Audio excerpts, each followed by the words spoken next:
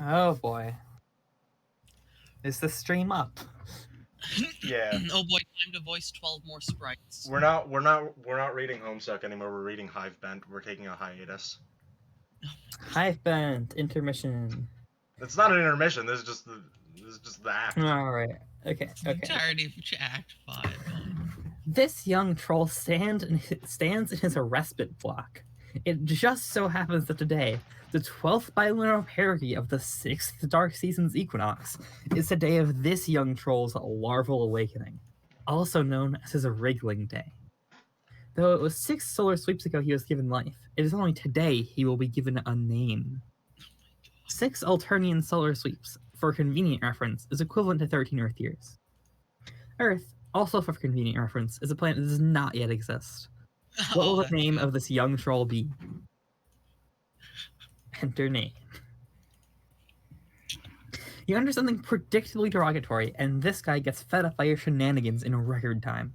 This guy has a lot of troll pals, and their adventures are going to be quite extensive and convoluted, to an even greater degree than perhaps one may be accustomed. He thinks that if you think that we have time to drag out every little gag and expected pattern along the way, you've got another thing coming. He thinks you should cram that sobering understanding in your chitinous wind hole and tamp it down hard with your ugly, stupid-looking cartilage nub. Try again. Your name is Carcat Vantas. Vantas? Vantas, it doesn't matter. Vantaz. As was recently mentioned, it is your wriggling day, which is barely even worth mentioning. It is an anniversary, if anything, to lament the faults of your existence, of which there are assuredly plenty. Equally plenty, and somewhat related to that topic, are your interests. You have a passion for ridiculously terrible romantic movies and rom-coms. You should really be embarrassed for liking this dreadful cinema, but for some reason you are not. You like to program computers, but you are notoriously pretty awful at it. Your programs invariably damage the machines on which they are executed, which is just as well, since you like to believe you specialize in computer viruses. When you mature, you aspire to join the ranks of the most lethal members of your society, the Threshicutioners. You like to practice with your really cool sickle, but just wind up looking like kind of a doofus by yourself in your room. You like to chat with some of your other troll pals, most of which drive you batshit up the fucking belfry. You've been trying out a new chat client called Trollian. Chat client in beta called Trollian, and you're not really sure what you think about it yet. Your troll tag is carcinogeneticist, and you speak in a manner that is almost exclusively ornery all the time. Later, you'll play a game with 5 other friends and go on a big adventure with them. This game, for convenient reference, is a game that does not yet exist, but it will soon. What will you do?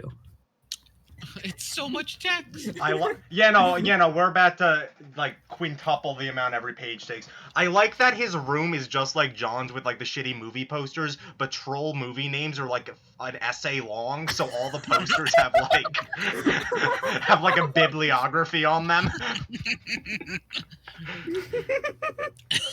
And just terrible horns super glued. Salmon slimy purple pod. It is your Recuperacoon, full of nourishing soper slime. Every young troll enjoys the cozy embrace of such a festival each night, and their relaxing ooze helps assuage the terrible visions of blood and carnage that plague the dark subconscious of your species. It is so inviting. A few minutes couldn't hurt. Get in. Okay, this sure is cozy and all, but you can't be camping all day like a chump. Damn it, you're a busy guy. You are sort of a big deal. Goddamn slime. Now you have to change your clothes too. What were you thinking? Luckily, all your clothes are the same. Trolls think fashion is stupid. Examine movie posters.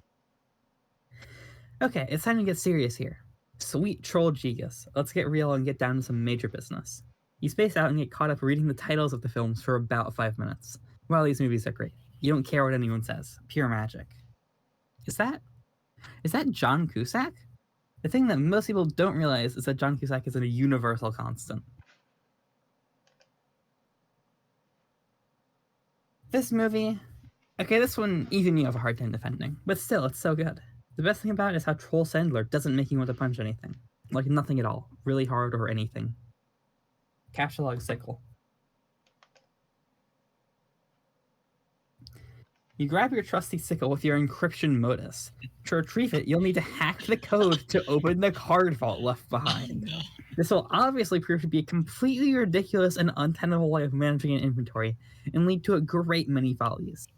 Later on, you would swap your notice with your hacker friend, a guy who, unlike you, happens to be competent with programming. It would only make sense. But for the time being, it makes your life kind of a nightmare.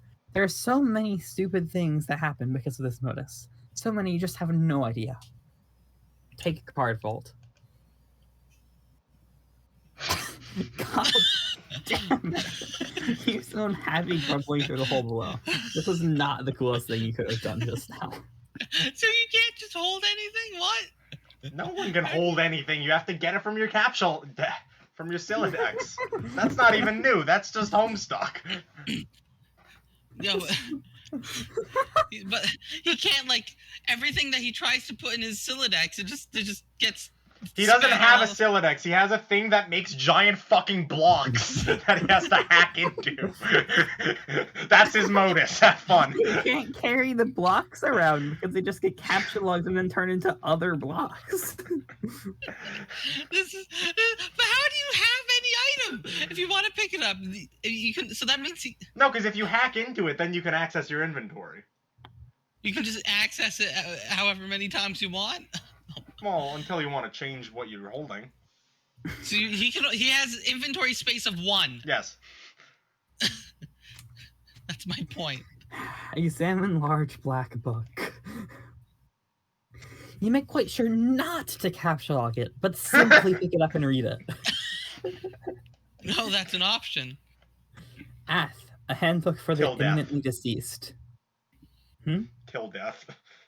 Till Okay, that's good. Where? Till death. Oh, Chapter 1. Prepare your till death file. Dig your grave. Till death of this. I'm not reading computer code.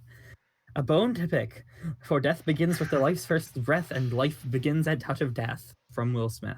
Or Troll Will Smith. It's a programming manual called Till Death, a handbook for the imminently deceased. Till Death is an insufferable language to work with. Its logic is composed of nothing but infinite loops, or at best, loops of effectively interminable construction. The above page is the intro section. In the intro section, documents the simplest possible Till Death code structure. Any code deviating from this basic structure will not compile. This dot You have a- die. You have a whole bunch of code samples you've been messing around with on your computer. It's been frustrating at best and debilitating to your machine at worst. Leave your room. Oh. You step outside your respite block onto one of your hive's numerous extraterrestrial landing slats. You were allowed to design this hive when you were young, after you emerged victorious from your trials deep in the brooding caverns. You have lived here with your custodian ever since. It's almost as if your people have placed great cultural importance on teaching children to become architecturally adept while very young. It has been this way since ancient times. No one seems to know why that is. Getting to build your own hive at a young age, using whatever meandering design you chose, likely has left you jaded to the notion of customizing your abode. You certainly wouldn't get all that worked up about a game that happened to allow you to do such a thing. At least not for that reason. Examine neighborhood. Ooh, good face. I vent. The lawn rings are empty. Blood skims the voids in your porous cranial plates as if grazing the hull of a threshed stem, or say, an abandoned cocoon. A sour note is produced. It's the one agitation plays to make its audience squirm. It is your 6th wriggling day, and as with all 5 preceding it, blah blah blah, luck. You don't have time for fancy poetry. It's almost as useless as those arm swing flappy things on mailboxes, assuming you even knew what those were, which you don't. Trolls don't have mail. Mail is almost as useless as poetry to them. Poetry is the swing arm flappy dealy of words, and mail is the red tilty lever doodad of giving people shit. Frankly, you don't know about things skimming voids or grazing hollows or whatever. You've got ambition. You are meant to be a big shot. To be in charge of something huge and really important, and to be totally ruthless about it. You just haven't found the dominion in which you're destined for greatness yet, or even a vague concept of it. You haven't found your purpose, but you will tonight. You stew in your impotent aggravation in the cool dusk breeze. During the dark seasons, it remains dusk for most of the day. It can stay dark for many bilunar pedigrees at a time. But even if it didn't, you would still have this feeling. You have a feeling it's going to be a long night. Go back inside. You head back into your block and hit up your computer station. No word from any of your loudmouth pals. No news is good news. Sweet music to your auricular sponge clots. Check out magazine. Sponge clots. It's the latest issue of Game Grub. This one appears to boast about exclusive leaks. They all boast about that. You're not even really sure what it means. Check out DVD. It's a DVD of your favorite series, The Thresh Prince of Bel-Air. It's about a green Thresh-executioner cadet who sasses up the Blue Bloods in his Flay Squad pretty good.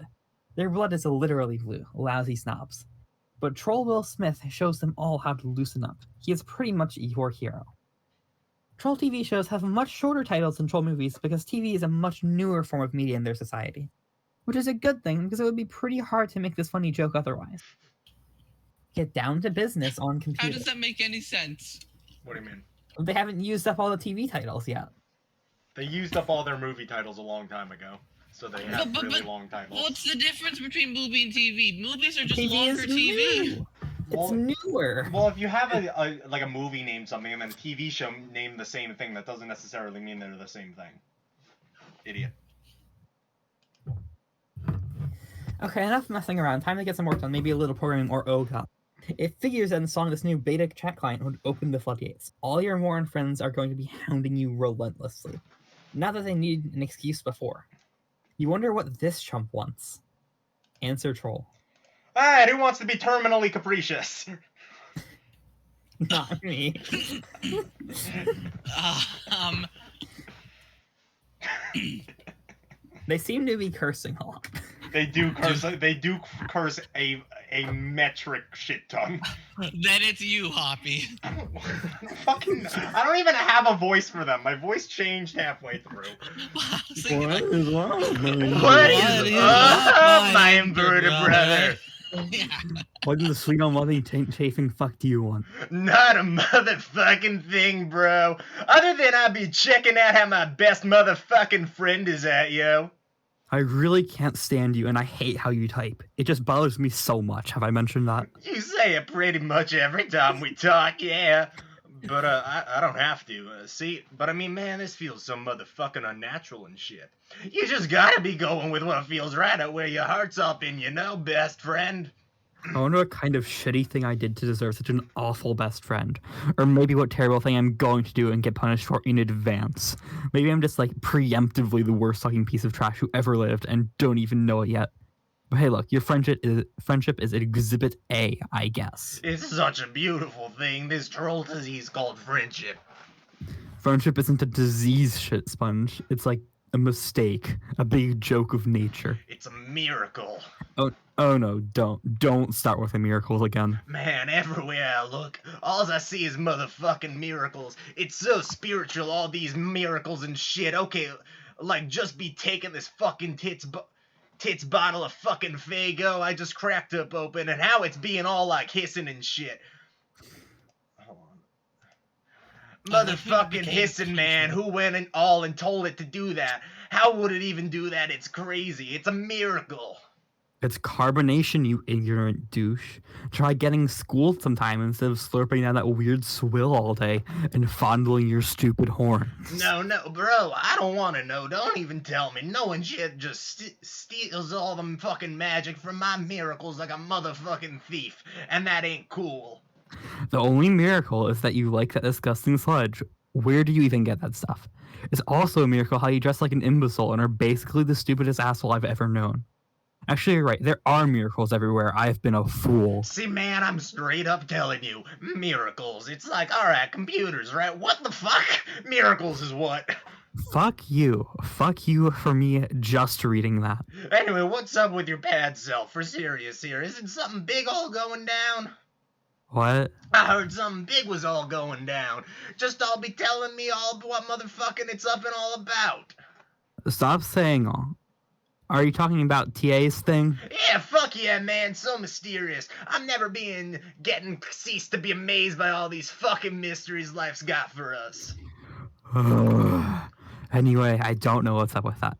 Maybe I'll talk to him tonight about it. Maybe I won't.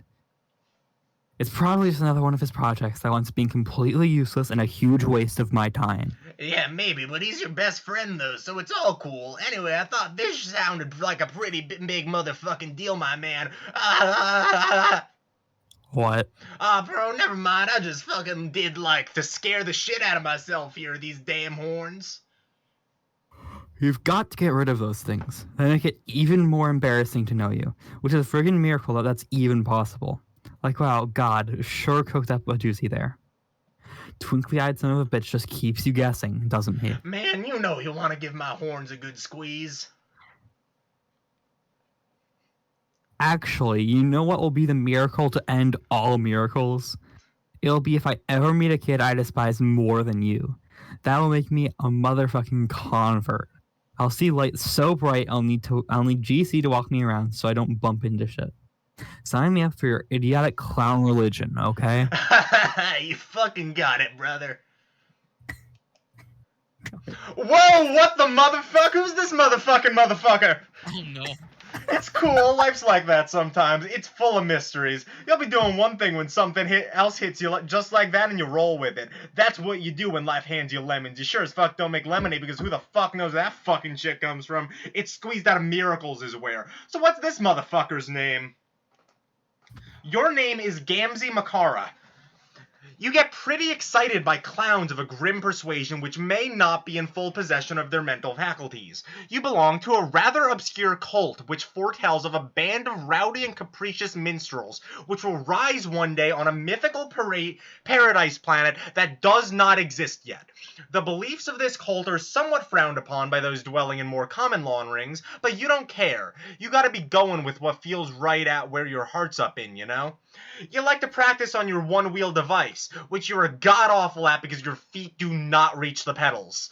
You enjoy a fine beverage and like to do a little baking sometimes. You've got all these horns all over the place, and sometimes you step on them and scare the shit out of yourself. You like to chat a lot with your pal Carcat, who's usually pretty cranky, but he's your best friend. You have a lot of other great friends who you also like a lot. Your troll tag is terminally capricious, and you speak in a manner that is just a little bit whimsical. What will you do? I'd like to point out, Kevin had a hard time remembering the 4 humans' names, which were normal names. We got Carcat, we got Gamzee. Gamzee Makara. Gamzee, capsulog bottle of Fago. You snag a bottle of Fago. To consume the beverage is what your fellow devotees refer to as kicking the wicked elixir. It is capsulog through the miracle modus. You have absolutely no idea how this thing works, and you don't want to know.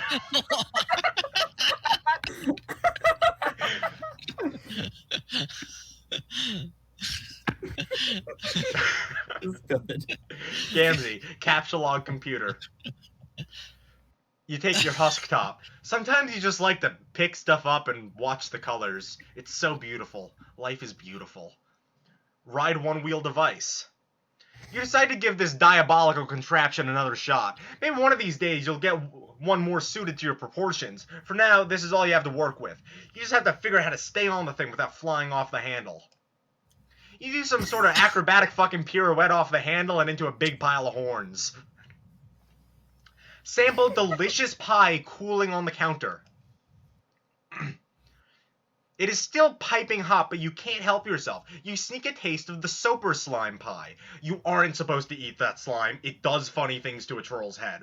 But you were never taught that on account of a lousy upbringing. Your custodian was always out to sea. That's where he is now. Maybe you'll go outside and see if you can spot him. Take a juggling club. You grab a juggling club. You'll need it if you're going to go out. It's dangerous to leave unarmed. Go outside. You leave your hive and head out to the beach. There's no sign of your custodian. You should not stay out here very long. The sea dwellers are quite hostile. God, he looks like the Joker. He is a clown. Someone's bugging you. This is exciting. You're always down for shooting the wicked shit with anyone who will put up with you. Now, if you only could figure out how to get your husk top out of this stupid thing, it'll be a miracle if you can manage. Retrieve husk top. You say a short prayer to your beloved mirthful messiahs and splash a pinch of special stardust in your face. Your Celodex launches your beverage far, far into the ocean.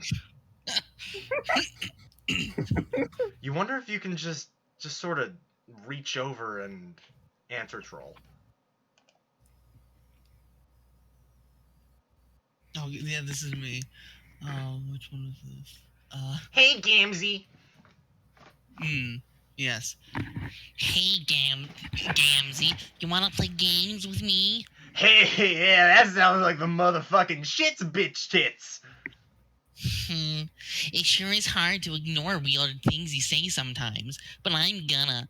The only reason I'm asking you is because your name is like game, and no other reason. Got it? Well, I heard of worse fucking reasons to be getting all about to do something. Honk! No, that should bother you, that reason. Why don't things like that bother you? No wonder Vantus can't stand you. But who cares about him? We're going to have some fun. Heckin' messy, dumb, playing together. Or whatever you said. So is this the game I've heard about, the big mystery? Yeah. Well, okay, this is gonna be fucking insane, but can we play a little later? I'm outside keeping an eye out here for the old goat. You know how it is with family. No, not really. Here, dear. Oh, yeah. Dear. Way to go. How does that stupid bottled syrup of yours taste with your hoof so far up your mouth? Sorry. Anyway, I'll go inside in a while. Why don't you get Carcat to fire up that motherfucker with you? He likes games. Oh no, God, can you imagine all the whining and moaning? I used to try playing stuff with him, but how did he learn a lesson? Did I learn my lesson? Alright, well, I'll try to get him up on my chill real soon and we can play. Just give me a minute. Nonsense. You know you're just gonna sit there on this beach and space out and lose track of time. Hello? Gamzee? What? Oh, man, sorry, I spaced out. Did you know how beautiful the sound of the ocean is? Have you ever even seen the ocean? Or, smelled it? Sorry. Yeah. Get some programming done.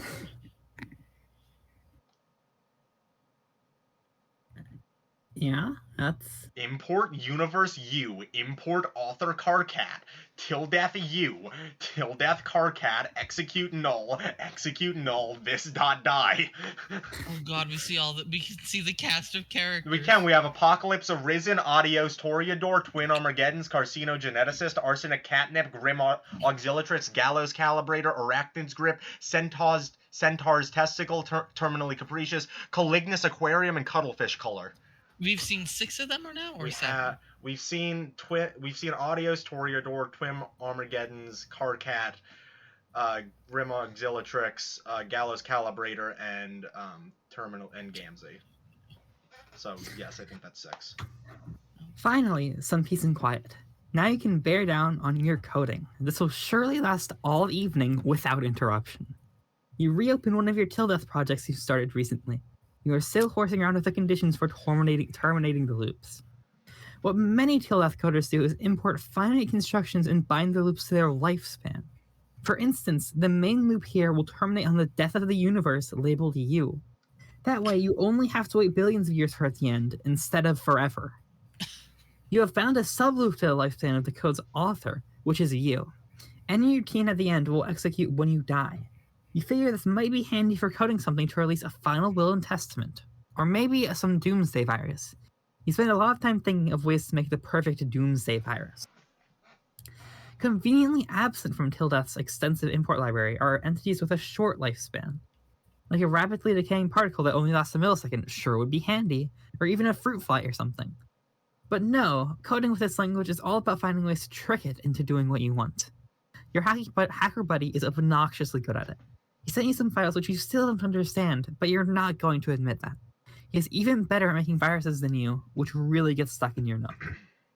check out one of his files.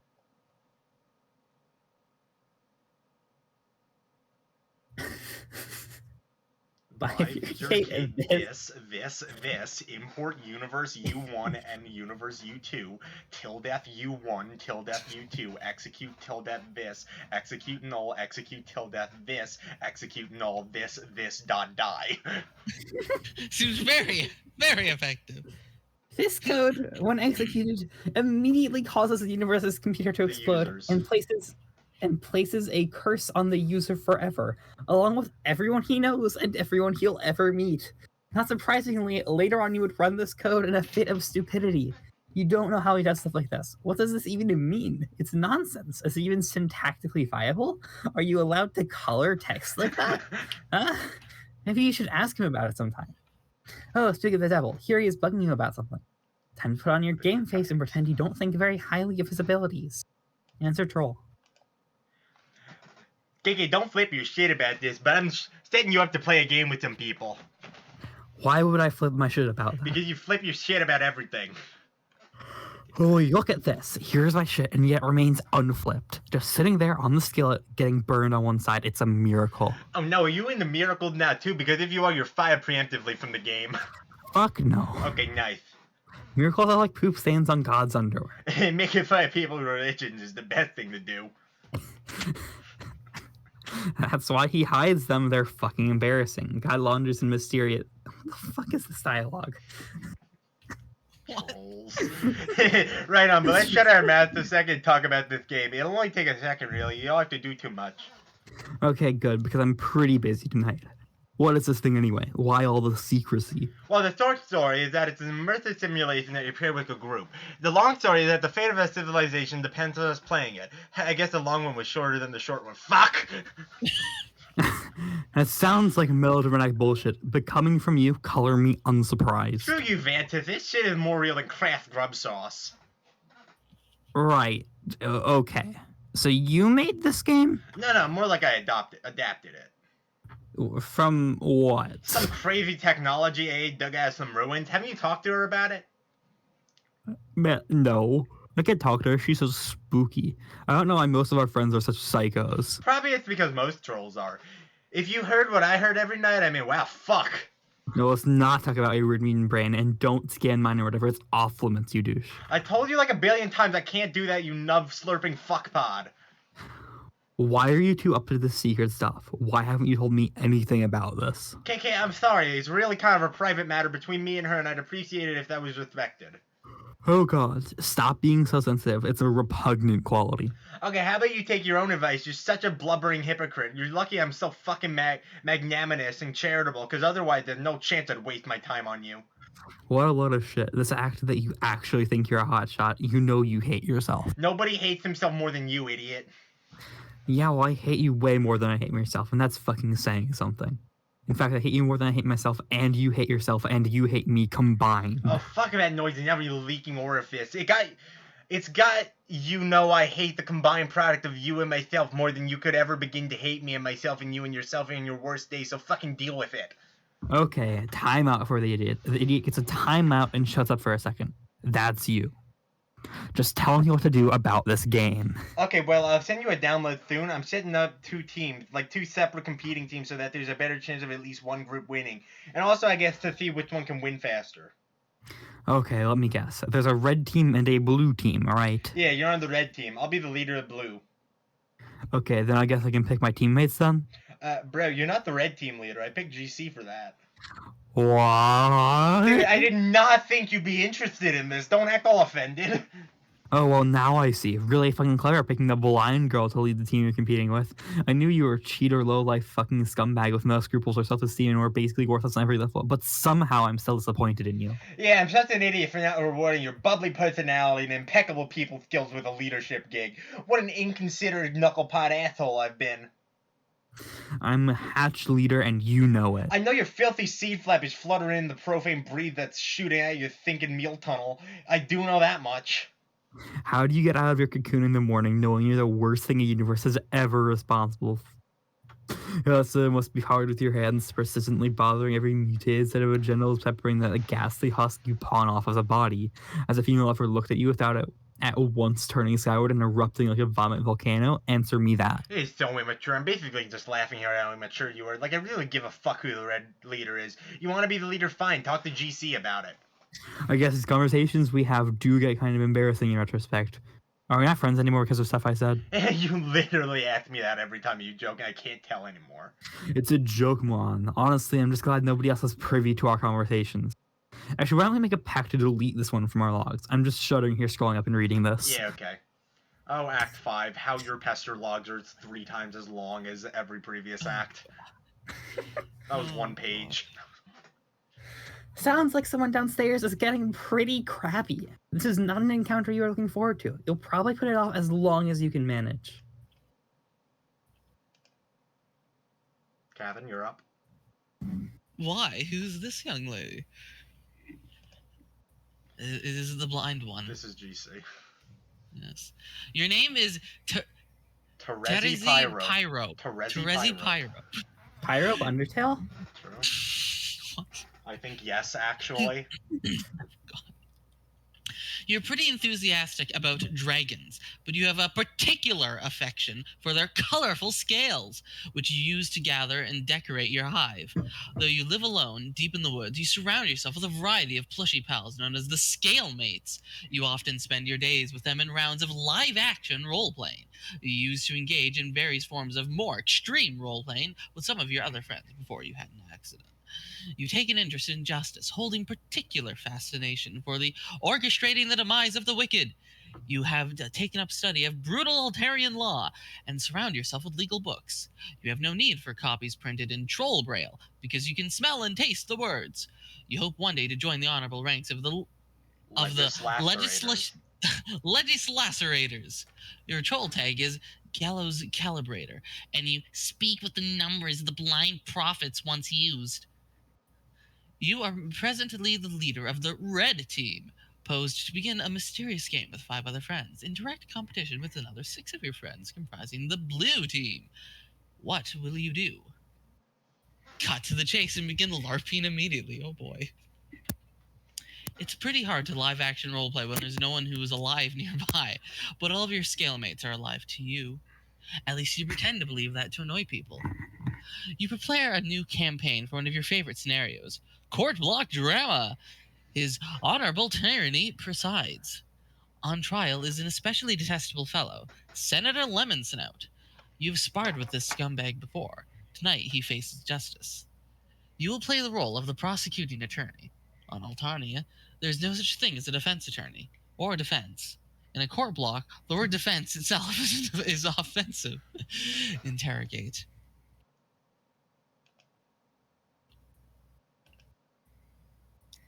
Most of the interrogation is in the intimidating silence. Slap him around a bit. Slap. You don't want to slap too hard, enough to sting, but not to bruise. You must be methodical, businesslike, and persistent.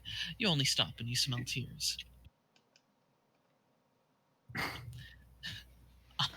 Mr. Senator, you smell very nice. Your luscious yellow scales are like the sweetest gumdrops to the prosecution's nose. But your deceit stinks. Did you honestly think you could dip your corpulent snout into the imperial beetle coffers like that and get away with it? Did you think your revolting abuse of the public trust would go unnoticed? Think again, good senator. While the prosecution may be blind, rest assured the League of Legislators sees all. Why do we have 2 options? Don't worry about it. Enter the password. If you don't know the password, it means you're not supposed. What? Why? Why is there branching paths? Don't worry about it. Why? Don't worry about it. April, do you have any idea? No, I honestly do not. I think April officially has no idea what the fuck's going on.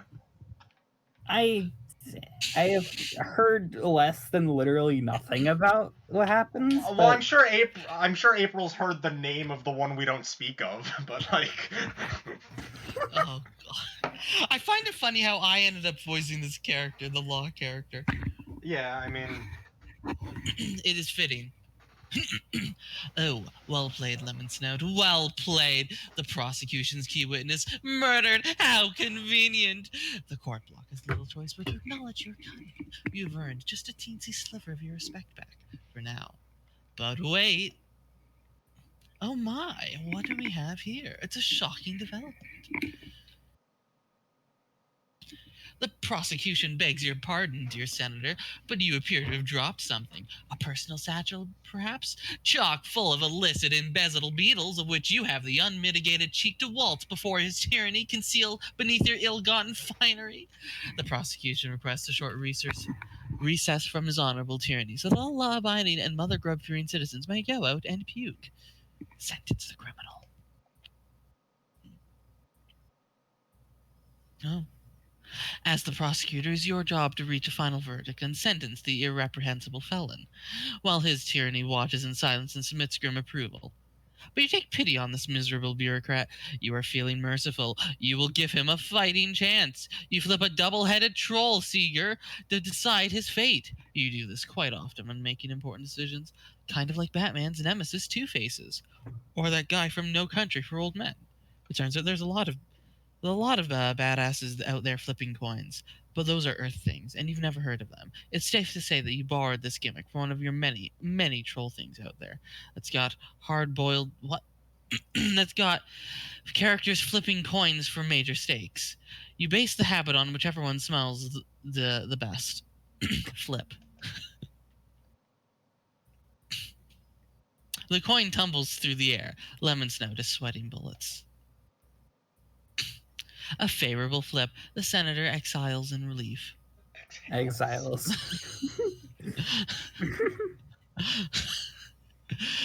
But what are you so happy about, Mr. Lemon Snout? He looks a bit confused. He quivers his lowly proboscis at the coin.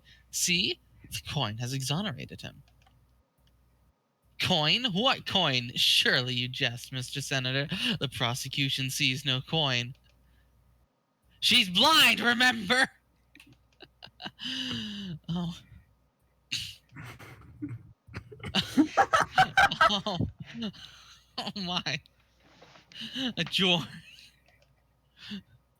Another triumph for justice. The court block is adjourned. You offer final salutations to his tyranny in the customary manner.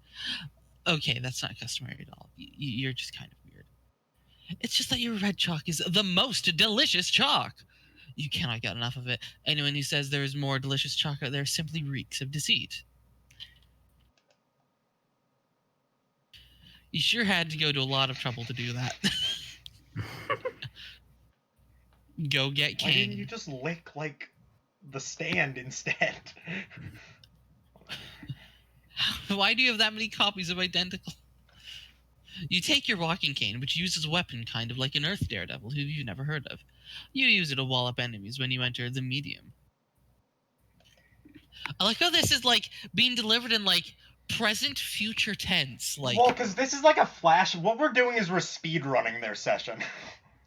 We're narratively speedrunning it because we don't have time for another 10,000 pages. like that. Despite that, this is still a quarter of the comic. No. This is Act 5, Act 1. It's only 800 pages. Act 5 total is a quarter of the comic. Right, I forgot Act 5 has multiple acts. It's the start. How many acts are in Act 5? Only 2. 2. Oh. Begin recruiting Red Team members.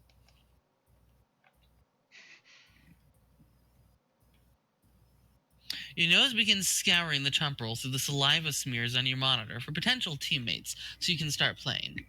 No, not her. No, not her either. Definitely not that guy.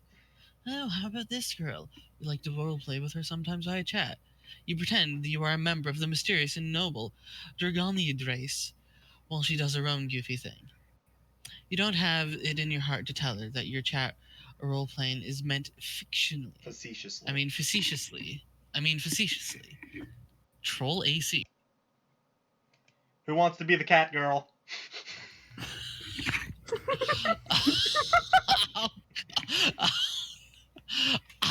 Oh my god. I feel like I should probably be this from the standpoint of we need more. I don't have enough trolls. Gavin, if you want to be the cat... Kevin, if you want to be the cat girl, be my guest. I never said that. I was just thinking, like, I should probably be the next troll, and then it's like, oh dear. Okay, well, how are you going to pronounce :3? You just go. Give me a moment. I need to internalize a voice. Ironically, the next character is the one that Kevin should be, but whatever.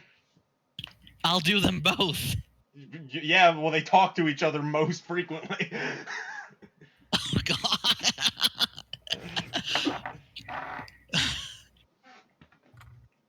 There's one troll left that I'm stealing. It's not this one.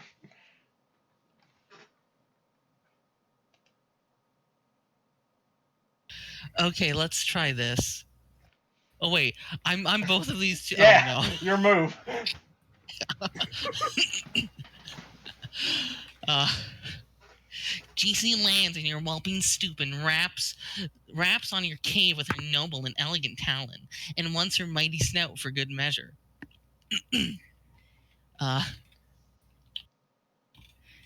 AC saunters from her dark cave a little bit, sleepy from the recent kill. AC uses one of her mouths to lick the fresh blood off her paws, and the other one to blow you a kiss. That works. GC, with four mighty whisk of her mighty tall, plucks the kiss out of the air mightily. God, the dialogue I... The role-playing, Kevin. You play D&D. I played one Pokemon D&D, and we didn't even finish yet. GC pockets the kiss in her enchanted russack for later, to do something magical, like make goblin wishes come true. Yes, AC finds this to be a most admirable use of the kiss. She thinks the goblin wishes need to come true, just like any other kind of person's wish. You have to pronounce it preferred. Like any other kind of person's... Any other kind of person's wishes. Yeah, there we go. Begs your pardon while she rips apart this tasty beast to prepare a meal for her clubs. Yes, the beast hungrily and mightily. Uh-oh. Yeah. Yes, the cubs hungrily and Eyes! mightily. GC eyes the cubs hungrily. Especially mightily. Don't you dare! I mean, AC shouts, don't you dare! Indignantly. But it's too late. GC scoops up four plump cub with her glistening majestic tail and four plump cubs with her glistening majestic tail and flips off magically. The innocent cub is crying and crying and crying. AC says no and looks a little crestfallen. AC gets a clever idea to slake the majestic dragon's mighty hunger. She prepares the lion's share of the slain armored polar bear for GC. Polar bear, yeah. Yeah, I guess polar bear. Yeah, that's the joke. GC's magnificent curiosity has been perked. Is it a bull color bear? Oops, she asked that. AC pauses a moment and nods knowingly with a couple of smug grins on her face. She confirms it is indeed the bulliest of bears. GC instantly loses interest in the puny cubs and drops it to the ground far below. But as it happens, the really cute cub lands in a bush safe and sound. Whee! GC's alarming and splendiferous girth startles over the succulent chlorobear steak. When she finishes the savory red meat and she lifts her proud wish head and opens her great big mouth. Oh my god. Her dialogue's worse than AC's. Her great big mouth and speaks the ancient tongue of 1,000 wisdoms. She says, "Hey, do you want to play a game with me?" And this is where I send an image in the chat. Don't send Saw, because you're going to be setting yourself up. Wait, hold up. Where is it? What did I call this? Here we go.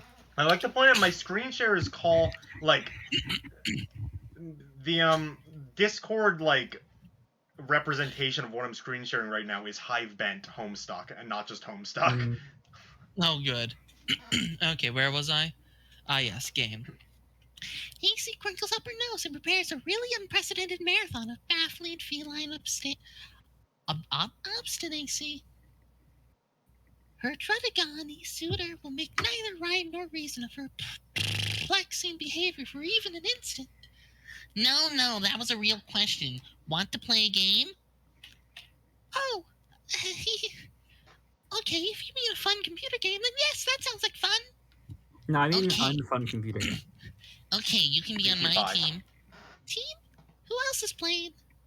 I haven't decided yet. A whole bunch of us in 2 teams. Oh, well, it does sound like it'll be a lot of fun, but I think I should get permission first. So stupid. He's not the boss of you. I know. I'm still kind of scared of him, and I think perhaps it's best to just run by it first, so there isn't a kerfluffle about it or anything. This is stupid in such a terrible myriad of dumb ways. You shouldn't be afraid of anyone. You kill big animals with your bare hands, and in any case, he lives nowhere near you, so the whole thing is extra stupid. I know. I don't think it'll be a big deal. I'll just mention it casually, and it'll be fine, I'm sure. And then we can play just a little bit. Ugh, fine. In the meantime, I will go round up some more people to play. Okay. Troll TC. We've seen this.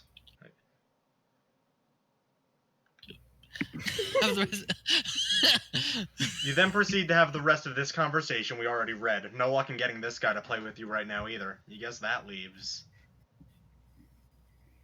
Oh no, not Karkat. You only want to ask him as a last resort. No, you wonder what he wants. You will try to avoid mentioning the game. Hopefully he hasn't caught wind of it yet. Deal with Karkat.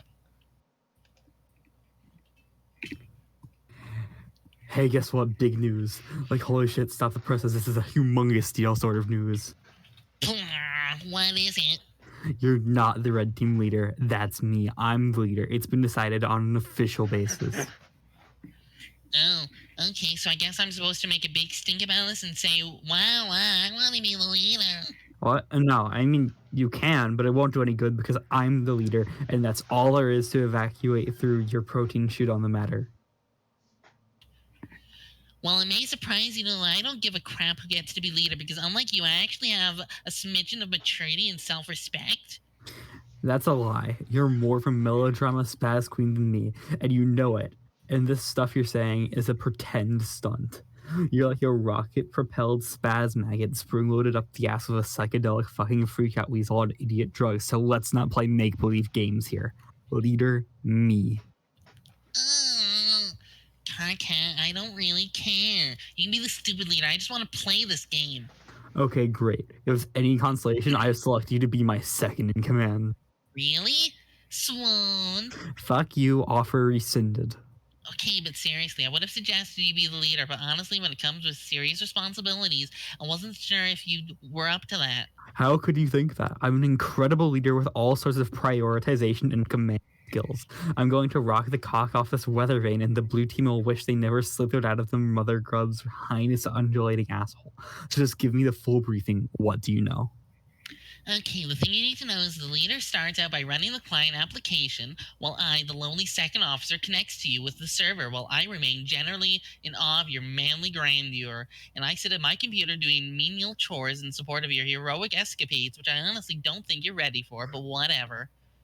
See, this is what I'm talking about. This is what I'm made for. Being in charge of adventure, running around and stuff, and fucking stuff like a goddamn hero with a ripper wasp in his jock. Let's get cracking here. Launch your server or whatever, and I'll install the hero.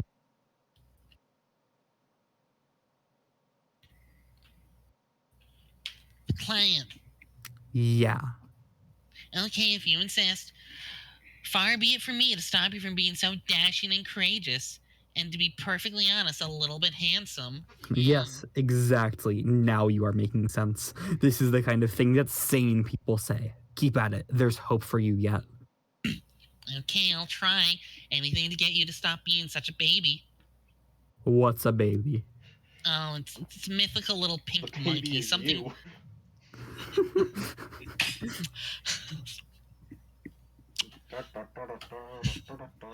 Something my Ulysses dreams about.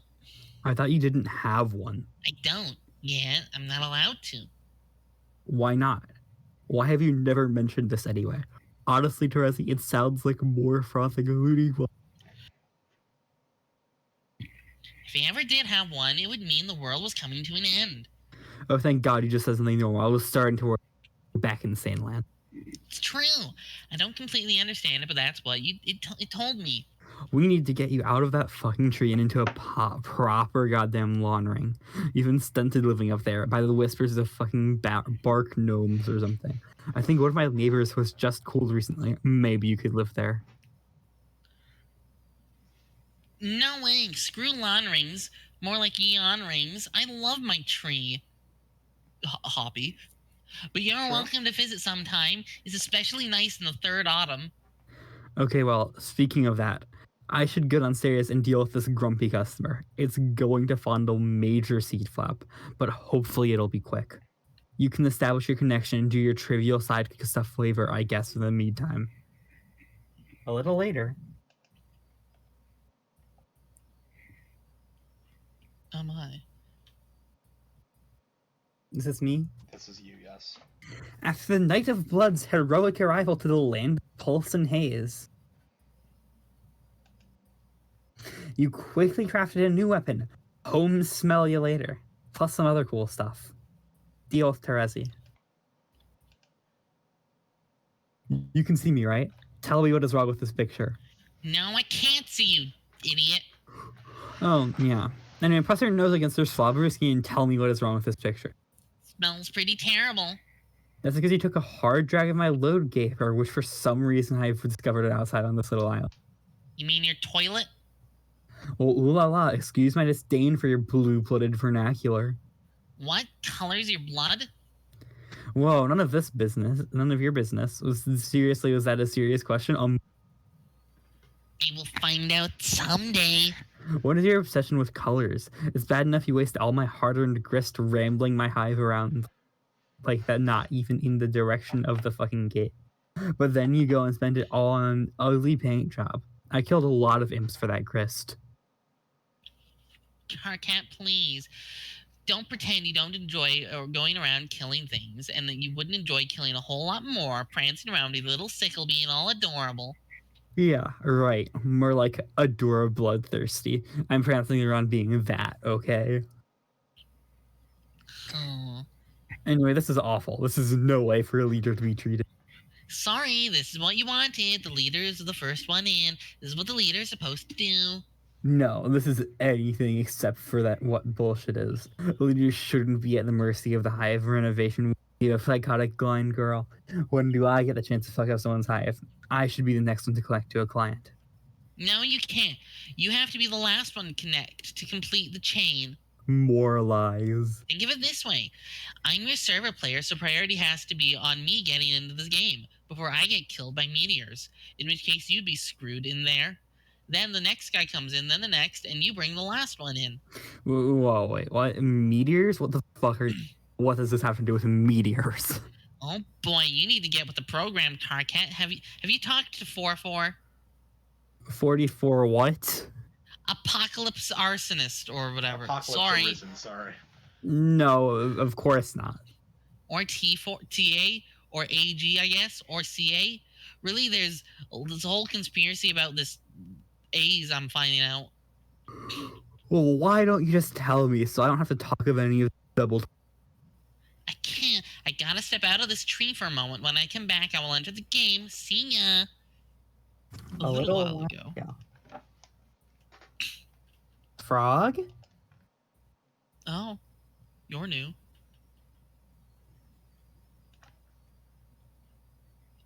Oh.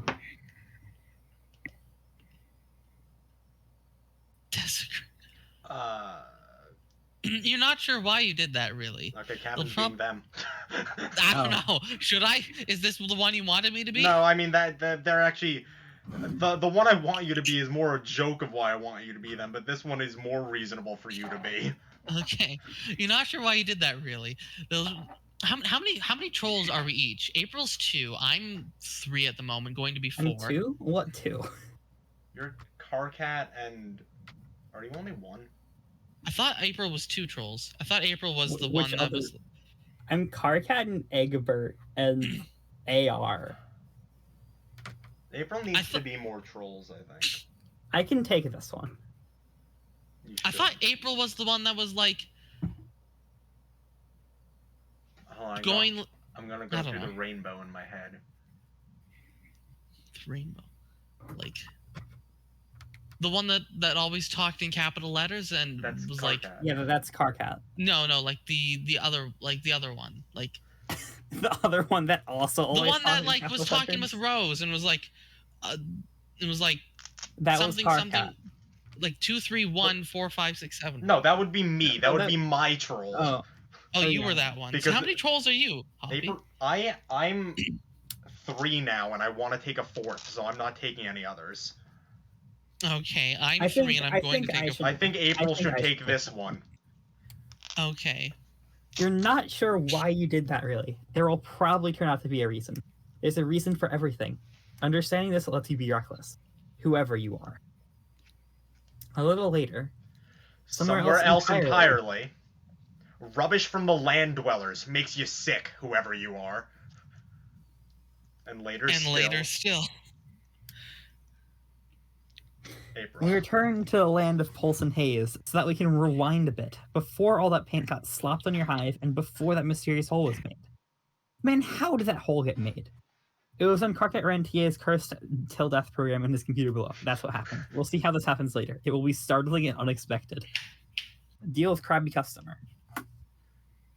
You go downstairs and confront your custodian, which is another term for a frightening beast known as a lusus naturae. Your lusus had lusus? Lusus. Or Lusus? Lusus, both are accepted. Lusus. I say Lusus. Lusus. Your Lusus has looked after you since you were very young in lieu of any biological parents whom you have never known. No young troll ever knows his or her blood parents, nor could such lineage ever be accurately traced. Adult trolls supply their genetic material to the filial pails carried by the Imperial drones and offered to the monstrous mother grub deep underground in the brooding caverns. She then combines all the genetic material into one diabolical incestuous slurry and lays hundreds of thousands of eggs at once. The eggs hatch into young larval trolls with wriggle about to locate a cozy stalactite from which to spin their cocoons. After they pupate, the young troll with his or her newfound limbs undergoes a series of dangerous trials. If they survive, they are chosen by a member of the diverse and terrifying subterranean monster population native to Alternia. This creature becomes a troll's lusus, and together they surface and choose a location to build a hive. The building process is facilitated by carpenter droids left on the planet to care to the young, but only for building. They're on their own otherwise. The vast majority of the adult trolls are off-planet, serving some role in the forces of ongoing imperial conquest, besieging other star systems in the name of Turnian glory. The culture and civilization on the homeworld is maintained almost entirely by the young. Trolls sure are weird. S?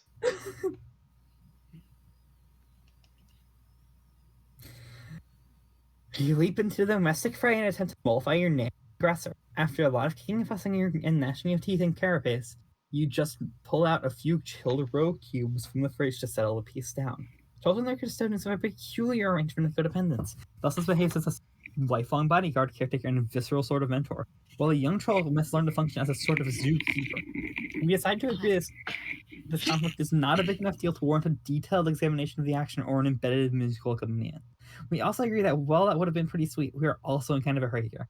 But if it were to be accompanied by something audible, it would probably sound something like this. We decide to listen to that track, close our eyes, and imagine what might have been.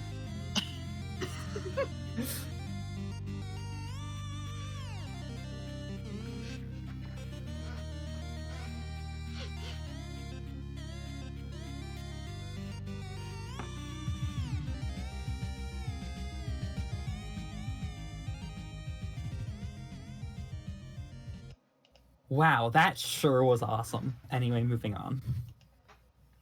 In fact, we are in such a hurry, you could almost say we need to get moving on the double. Yeah. Oh no. There's this pretty cool dude, okay? Some people seem to think he's cool, sometimes. He guesses they're right. I mean, maybe, if they say so. Actually, you know what? They're right. This guy's dynamite lit in a box of hot shit. Screw the haters. Anyway, he's standing around being all chill, like cool dudes are known to do sometimes, when they're not moping around or nursing migraines or whatever, a cool dude like this probably has a real cool name. Or at least a name that doesn't completely fucking suck. Like, at least not the kind of name that belongs to someone you'd want to just perpetually wail on. Maybe just a name that makes you cringe a little, but I guess you can deal with it if you got to. It's just a guy's name. It's not like it really matters. Who cares? But he probably wouldn't just tell you what it was if you asked. He'd be way too moody for that. In fact, this guy probably thinks you got some attitude and probably doesn't want a damn thing to do with you.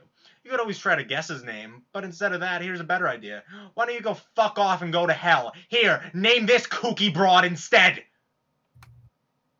Kevin, you're up. Oh no, this is the cat girl? Evidently. Okay, what's her name? Wait, you've got to be kidding me. Looks like we're going back to the other guy again. Alright, hang on. It appears this cool and moody dude had a change of heart.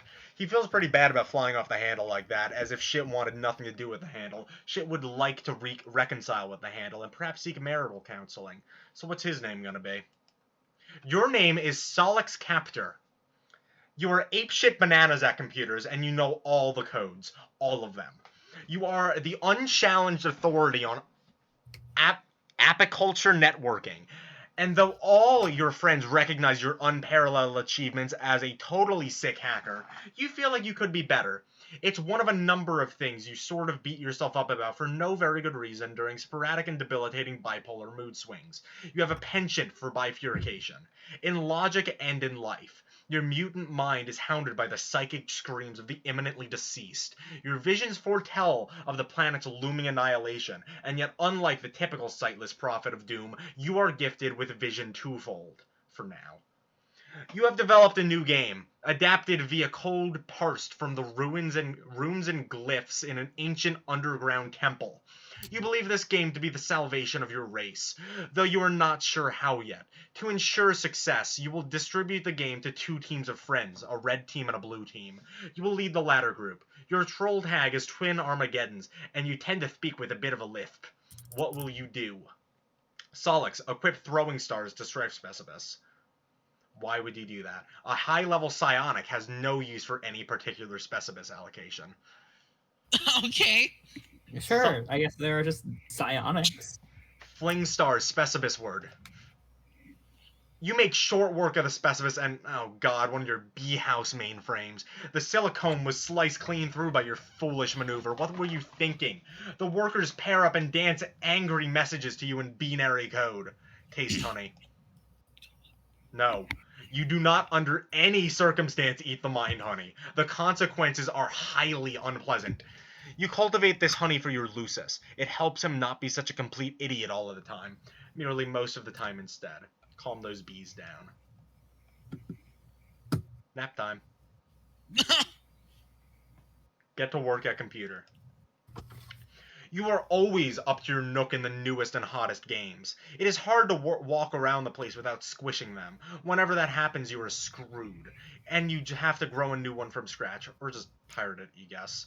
But tonight is no night for games. Well, okay, it is. But just one game in particular. And this game is no joking matter. It is delirious bug nasty. Recruit team leader. TT, you want to be the leader of one of the teams? You mean for the game to save the world? Yeah. Okay, I picked the red team. Okay, I didn't say anything about a red team or even that there were two teams to find. Obviously, we're going to set up a red team and a blue team. Come on. You don't know what I'm gonna do. Stop being as if you can read my mind. It's not a power you have. Your strengths are being blind and tricking people and stuff. And I guess being generally savvy and pretty decent at other stuff. But that is why I'm picking you and not some other fucking schlub from stupid row. Squallix, please. You are Mr. Applesauce Blast. Never knows your favorite colors and your flavors. Even the type is in your yucky mustard, which is weird. Maybe there's more to me than you think. Maybe I'm not the two-trick hoofbeat you want to make me out as. Maybe I just want to give the red and blue thing a red for a change and make it so it's like, oh look, it's that predictable fuck with those two stupid colors. It's amazing how much everyone fucking hates them. Maybe red and blue aren't that great and I hate them suddenly. Have you thought of that? Maybe more of an aubergine guy plus whatever that putrid color you type with. What is that, turquoise? Maybe it's making me turquoisey. Maybe the new game name for that color is Summer Sit had missed. Have you considered that? But I'm sticking with red and blue, so maybe you should suck on it. Maybe is a stupid word. Maybe that's a big maybe. We should all ponder tonight over some Yeah, I think so. savvy. Pick out whoever you want for the red team. I'll pick out the blue team. I'll send you the download soon. Talk to you later.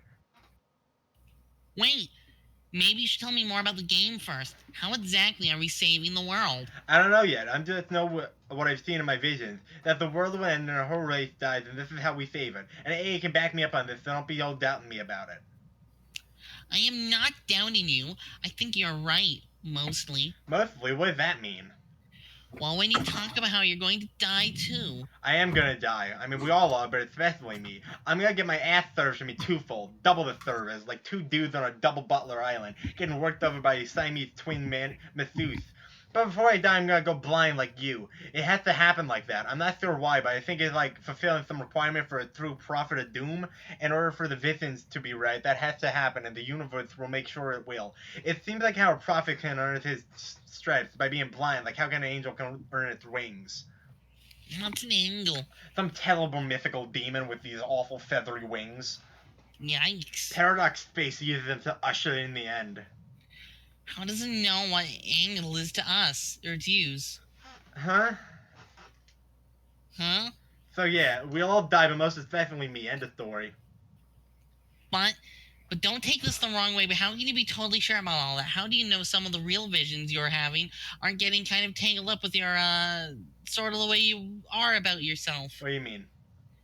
How you get mopey and how you're always the victim of something, or how sometimes you think you suck when you really don't. Maybe that's clouding your vision? Okay, that's some personal and private emotional issues, and I'm dealing with that, but honestly, and I appreciate you not always throwing that in my face every goddamn opportunity you get.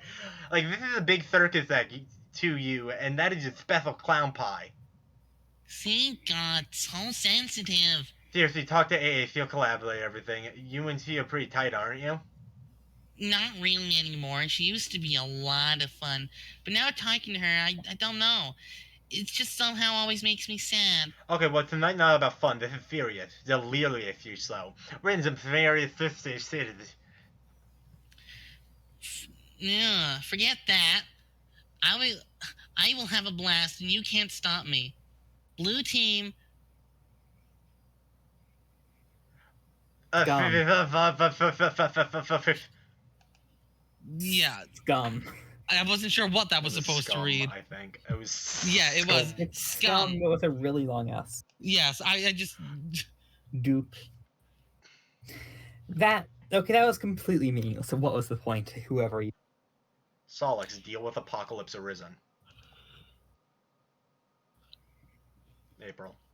Oh, this is me. What do I do? What voice? Have you voiced a ghost? A ghost? Do whatever voice you want. I don't fucking know. a ghost. Do whatever voice you think this person would have.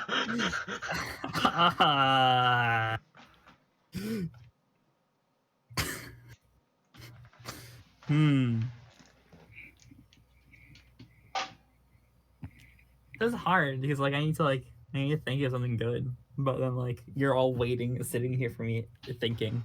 Did you Here. If you want some time, I can give you some time. Oh God.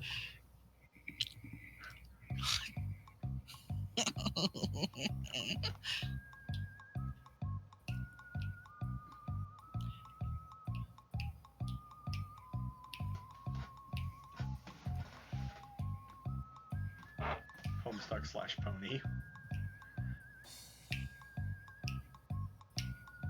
Pony.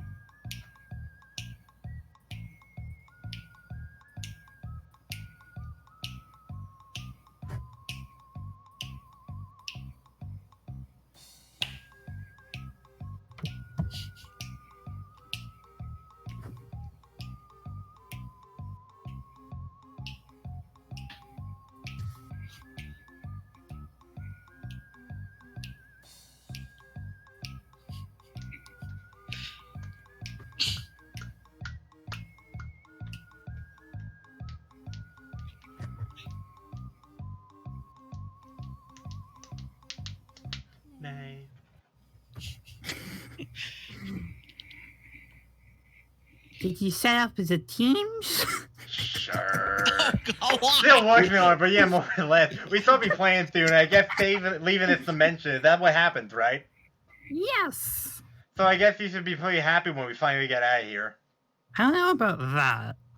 Oh, will you at least be able to leave the voices behind? I don't know about that either. Isn't that kind of depressing, the thought that they might stay with you till you die? Not really. I'm okay with it. I'm okay with a lot of things, even our inevitable failure. Though we'll briefly masquerade as victory. Wow, fuck. That was so much more depressing than the thing I just said. Terezia was right. You're such a drag to talk to these days. She's right about a lot of things. Wow, what a mysterious thing to say. I'm so intrigued. Do me a favor and spare your spooky conundrums tonight. You're kind of pissing me off. But you like to talk to me. This is a fact, not a question. They told me. Oh, your sources have spoken. Relay a message for me. Tell them to go haunt my huge creaking bone bulge. Why do you like to talk to me? I don't know, maybe because we're supposed to save the world together.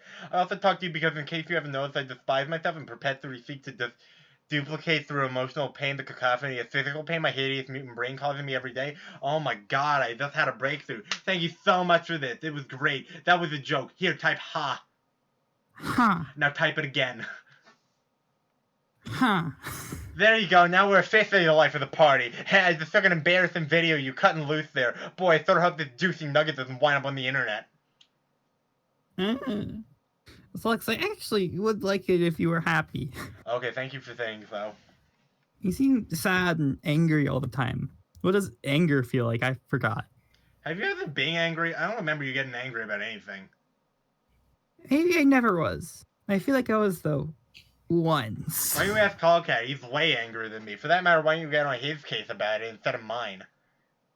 I think his anger serves a greater purpose. It's part of his destiny and thus ours. It'll help him to sabotage his own designs, which are very much in opposition to the broader purpose and will sow the seeds of our failure. A failure which will ironically prove to be mission critical. If you think about it, we're gonna fail. Why won't you get mad about that? If the voice is sending you down this blind alley the whole time. They never lied, though. This is how it had to be. I have to be totally honest, though at no point did I ever lie, but through omission, this game will not save the world. The fuck? And though it is still very important, even our defeat, unfortunately, is much closer to serving as the instrument of our peaceful demise than that of their salvation. And we 12 will behave simultaneously as the one and the orchestrators of the great undoing. I don't want to play anymore then. You will, though. Fuck that, that's what. This shit is dusted. Check me out, I'll dust it in like a saucy fucking maid. It cannot be stopped. Meteors are en route. You know this, Solix. Who cares? I'm not gonna grub to on this over-punctured bitch. I'm telling the red team leader to forget the whole thing. I'm quitting this blue team leader. If you want to shamble through this macabre fantasy of yours, also be my guest. You were never going to be team leader, though, which is to say, the first to enter. You messing with me? You do realize I'm psychic too. I could put so much trippy through in my spinal crevice, like it would make your head spin like they're a fucking blender. So get off your high hoof beast. I'm coming up. Huh? Up where? Hello? Abort. Hey, things are plans. We aren't playing this game anymore. You don't have to bother recruiting. Sorry to waste your time. I'm not the leader anymore. Carcat is. He is? He threw a tantrum about it, so I let him be the red leader. Okay, that was fairly predictable, but that's fine. I'll go talk to him about it. What's going on? Nothing. This game sucks and it's full of crap. Sorry about all this. Hey, change of plans. We aren't playing this game anymore. Hey, guess who the red leader is? I'm the leader. It's me. Your plan to cripple your rival team has failed. You know, if you told me, I don't care. This game is bad news. It'll cause the end of the world, not stop it. So forget it. Just go back to whatever you're doing. Writing your shitty code or whatever. So pathetic. This is yet another feeble attempt to win your opposition. Terezi and I have already established a connection and we are making great progress here. We are a great team and I am a fantastic leader. We will beat this game in no time while your team is clearly still asleep at the thorax. Oh god, no you idiot. I don't care about the game anymore. I just quit. I'm not playing. You should too. Amazing. You're either being really persistent with this transparent ruse, or you really are just that sad and incompetent. Neither case deserves my respect or my friendship. In fact, you know what? Friendship canceled. There, it's official. Bye-bye friendship. Oh, it's like you haven't said it like a billion times. You aren't in any position to question my competence. You're the worst program I've ever seen. Why don't you know anything about computers? Why you bother? The only thing you're good at is yelling and making a huge mistake, and being ugly and horrible in every way, and having stupid little nubby horns. To be honest, I don't see what's so great about your programming or hacking. What is a hacker even? Just some smug asshole in movies doing fake things and making up words. It's not even a real thing to be. It's just some bullshit title you gave yourself so you can feel just a little bit less loathsome. No, more tireless burns. I don't have to prove anything to you. I'm a great hacker, period. No, it's all so clear now. You were a fraud all along. What does all this nonsensical code you even do? It's all nonsense. Like a bluff, you just say. Or Karkat will never understand why I wrote his bullshit because he's too dumb to figure it out. Well, you're busted. These viruses here, I bet, do nothing at all. Wait, KK. I bet if I ran them, nothing bad would happen. It might even improve my computer's performance. No, don't. Oh, this idiot program with the red and blue code, which is a meaningless thing to do with code anyway. What does it even mean? It's another one of your scams. Why not sneak some bad clip art into the files too and pretend that's code? Oh god, no, don't run that. I'm serious. What would happen? I'm not sure, but it would be really, really bad if you ran. Don't. Haha, just as I thought. You can't even come up with a good lie when I press you on it. All the compiling as we speak, it will auto run when it finishes. Now I have to go attend to something outside because Terezi is doing something just unspeakably stupid right now. Oops, forget I said that. It was privileged information. You're the dumbest grubfucker on the planet, I swear. Later, douchebag. KK, do not run that code. Hello? Xenogeneticist's computer exploded. Oh my god.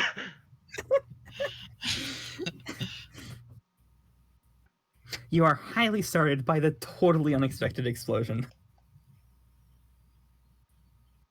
Press F. Karkat and his friends and everyone they would ever meet thereafter would experience fortunate encounter the curse wittingly implemented to Solix's esoteric Mobius double reach-around virus. Every troll's Lucis would soon die. All but one of their kernel sprites would be prototyped with a dead Lucis, each prior to entering the medium. Upon entry, they would each have a bittersweet reunion with the creature after the kernel hatched, triggering the sprite's metamorphosis. For the first time, the trolls would be able to have verbal conversations with their custodians and would be guided by them along their journeys. Unfortunately, the underlings in Warner Roleplay would gain the benefits of the monstrous prototypings as well.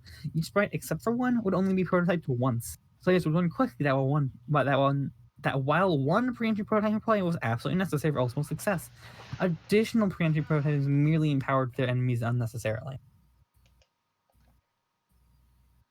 The game has no explicit rule that demands something dead for prototyping, but in practice, the kernel sprite has particular attraction to the deceased or the doomed. Across every session ever played, exceptions to this pattern are extremely rare. Dave. John's dead grandma, Rose's dead cat, doomed Dave. Was he doomed? It was from the doomed timeline. That's fair. Solix, lament. Why did you send Karkat that code? It was such a bad idea. You suppose it was a boastful gesture to get a friend to think more highly of you. But why would flaunting your superior skills accomplish this? It was foolish. You ought to wipe all these clever viruses you wrote off your computer. They can only bring more trouble. Delete.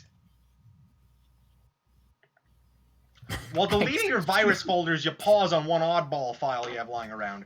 You did not write this virus. You copied it from an obscure server far beyond your planet's global network. This application is running on that server perpetually.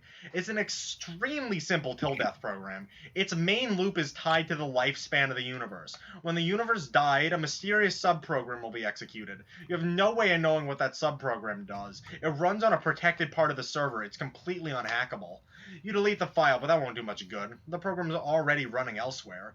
Luckily, whatever harm it will do will not be done for many billions of years, and even then, what harm could a virus do after the expiration of the universe? This file always struck you as quite odd. But Solix, even with his vision twofold, does not have the perceptual luxuries of our vision omnipresent. When executed, the subprogram will summon an indestructible demon into the recently voided universe. This monstrous being with the power to travel through time is inconvenienced very little by his arrival upon the Great Undoing. He has the entire cadaver of the expired universe to pick apart at his whim, from its birth through its swelling maturity and tapering decay. In reality, he is known to have marked for predation. He will go about assembling followers through various epochs, even going so as far as personally establishing the parameters for his future summoning.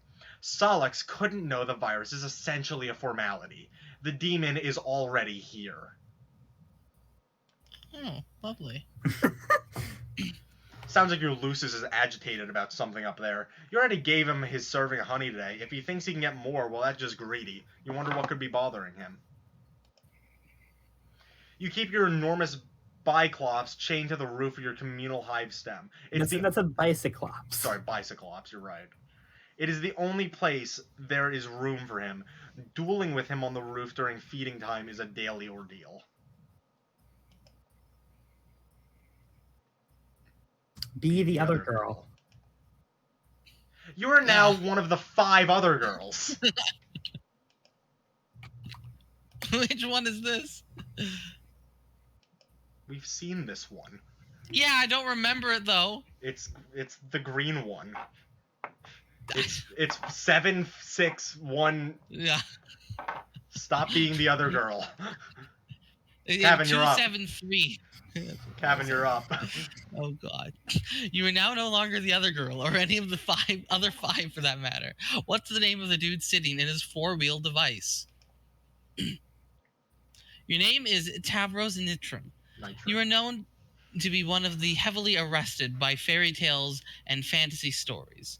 You have an acute ability to commune with the many creatures of Alternia, a skill you've utilized to capture and train a great many.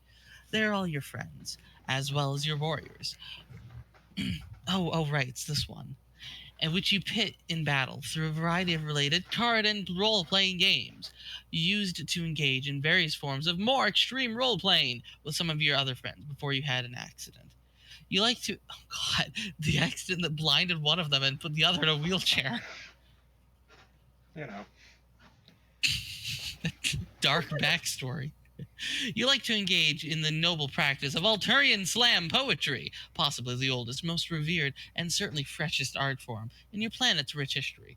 You have a profound fascination with the concept of flight and all lore surrounding the topic. You believe in fairies, even though they aren't real. Your old troll tag is Adios Toreador, and you speak in sort of faltering manner. What will you do? Cut to the chase and play card games immediately. You kickstart a rousing match of Fiddlespawn with your only friend you've got to play with in person, your loyal, luscious Tinkerbell. Luscious. Lucis! He's chilling. Lucis Tinkerbell. Oh my God. You take a look at the favorable hand you dealt yourself and crack a mischievous smile. With the host plush at the ready, you will quickly lob an Argnabomb and catch your adversary off guard. Ah, yes, cards. This is what playing cards looks like.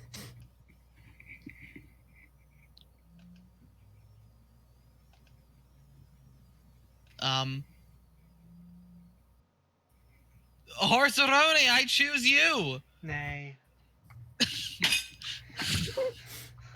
Command phase.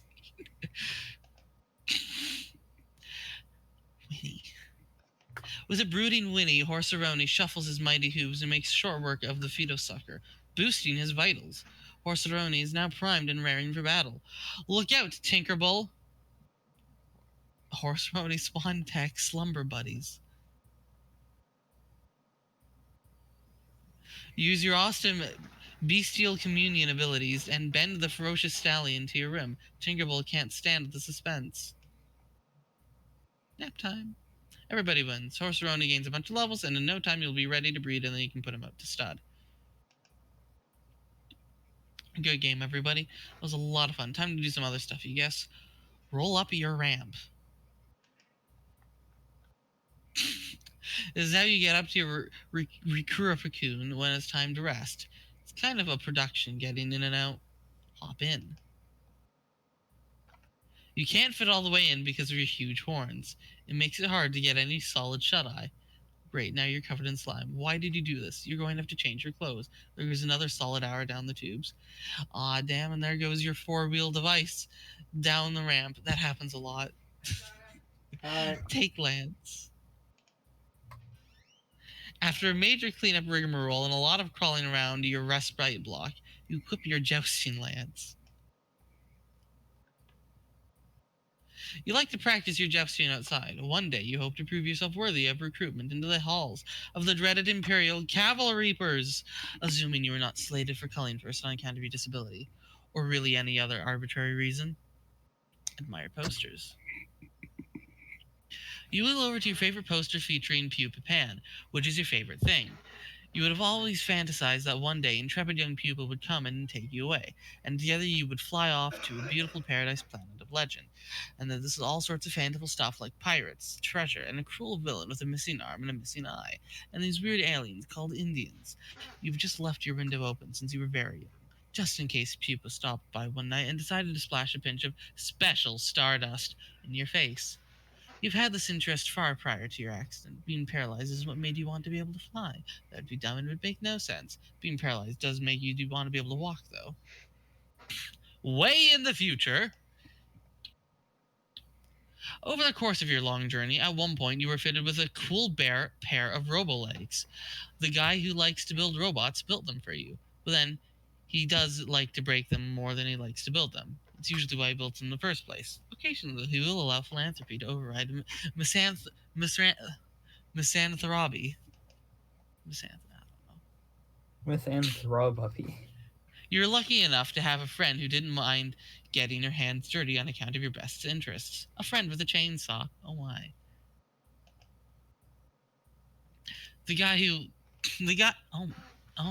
Well, that one's dead. No. The guy who likes to build robots just stood there and watched. It would always make everyone uncomfortable whenever he would just stand there and watch. Wait, so did the guy who likes to build robots get chainsaw murdered? No, the guy who... No, she cut off Tavros's legs so the guy who likes to build robots could put on the robot legs. Oh. Oh. I just kind of No. was like, oh, he's No, just the one who wearing likes to a build suit. chainsaws is just there in the Okay. shadows creepily. But before you had to scoot around in your wheelchair device throughout the various worlds of the medium and endure all sorts of follies related to your disability, on which account the great plurality and marginal relevance we will not get to see just as well. Wow. Look at what happens when you space out and contemplate the futures like that. The messages start piling up. Deal with AG. No. Someone else. This is a new one. I violently refuse. Is this the one I'm supposed to be? No.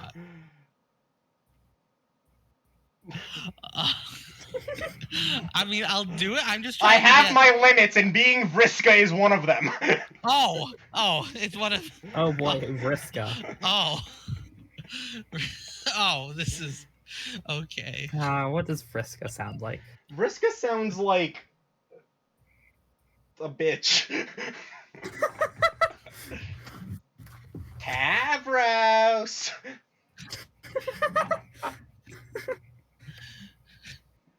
Should I be Vriska? Okay, you wanna know the problem? I might have to be Vriska because Cavan shouldn't be Vriska, and Vriska also talks a shit ton and talks an extensive amount with John Egbert. Why should I not be this character? I mean... Or are they not... Would it be off? Would it be strange? If you want to. I won't stop you. Oh dear. I think they have like the 5th most dialogue in the comic. I mean, do I have any characters that have a ton of dialogue? Like, Rose. I mean, is Rose. about it. So, Listen, you can. I'll do it. That's funny. Why? Just go for it. Okay, I need to figure out a voice. I go for Terezi's voice, but slightly less. Is my usual strategy. I don't even remember. Oh, Therese is like the... Right? Yeah. So like, Tavros.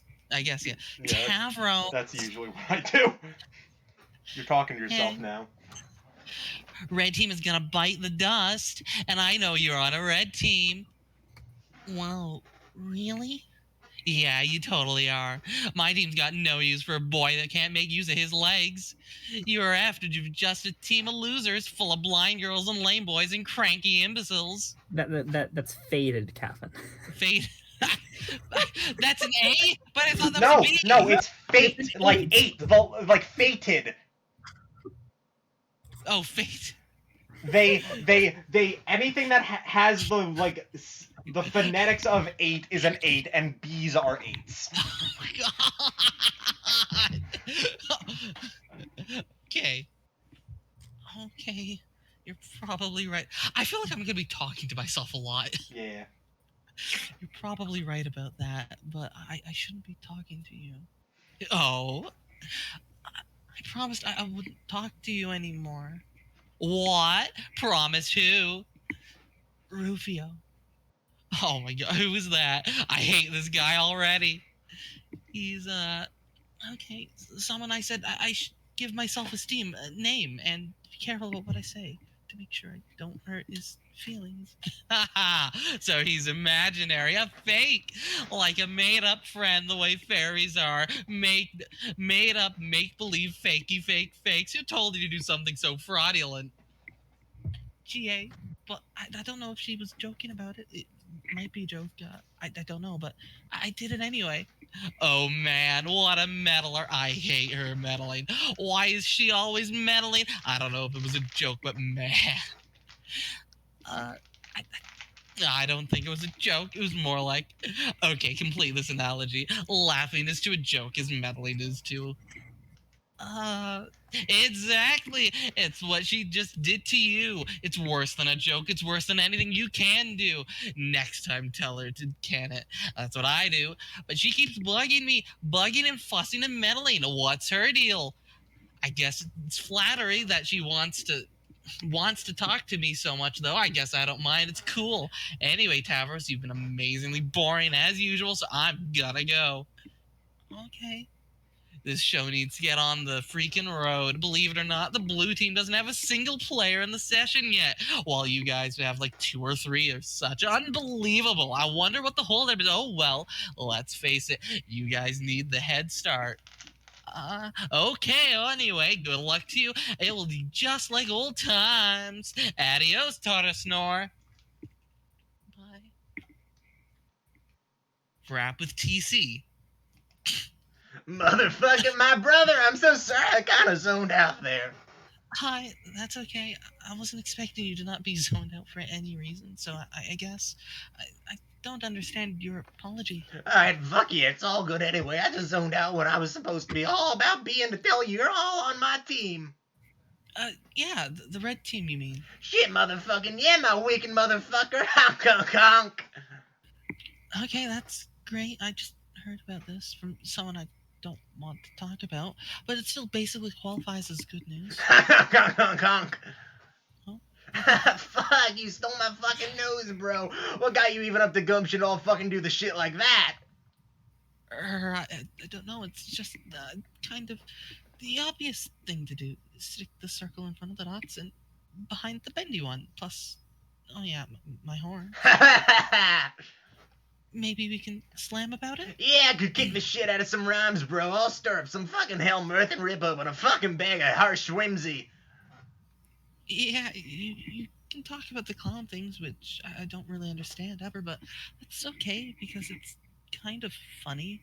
Whereas I'll address some topics pertaining to my interests and, I guess, personal motives. Fuck yeah. That's how shit all usually up in the fucking locked, bro. But first here's the thing with the game. Oh yeah, I almost forgot about. There was a red team game. Yeah, okay, if I remember right, this is how we're juggling this shit. There's lots of fucking balls in there. Terezi connected to Carcat, so he's fucking chilled. And I'm supposed to connect to her soon to get her all chilled too, but she's in the woods doing something. When she comes back, she starts playing. During the me motherfucking time, I'm supposed to get you to connect to me, but I fucking spaced down and forgot because I guess I was way too motherfucking chill all up in this shit. Yeah, I understand. So just download this motherfucker I'm sending you so we can kick this bitch down the stairs. Okay, I'll do that. And in the meantime, shall I cue up the strict beats? Brother, now you go all fuck up and done it. You're fucking wheel deep in a floppy massacre pie topple with a motherfucking whipped rhyme. How strict are those beats out, motherfucker? Well, turn up those. Oh. Turn up those women to pretty. That doesn't make it better! Wait. Set beats to lecture, and I'm kind of going hog wild on the curmudgeon knob, which I have recently installed.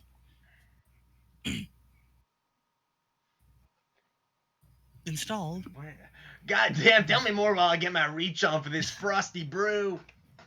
Okay, imagine an array of beats that set limits. They got a rule book. It doesn't pay to skim it because there's not a lot of latitude.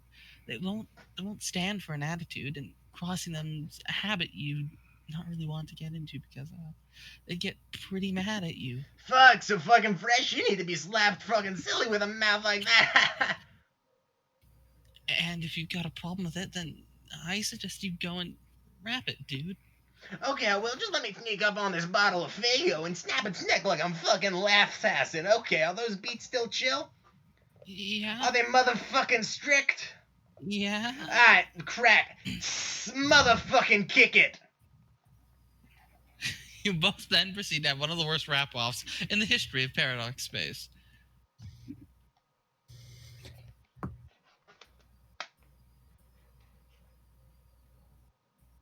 Is this Who me? is this? Yeah, Who's this that's Terezi Pyrope. Okay. You make your way through the burning wood to meet the luscious you never had. It is time for her to hatch. It's now or never. Since the world is about to end anyway, you suppose it no longer matters if the doomsday scale is... The counterweight is the skull of an ancient mother grub slain thousands of solar sweeps ago. The egg contains a rare... Why don't you just push the... The egg contains a rare species of dragon which remains blind until maturity, using its other senses to survive. It is balanced in the skull here for a millennia, waiting for the warmth of a meteor-sparked forest fire before hatching. In case it wasn't clear, dragons are real!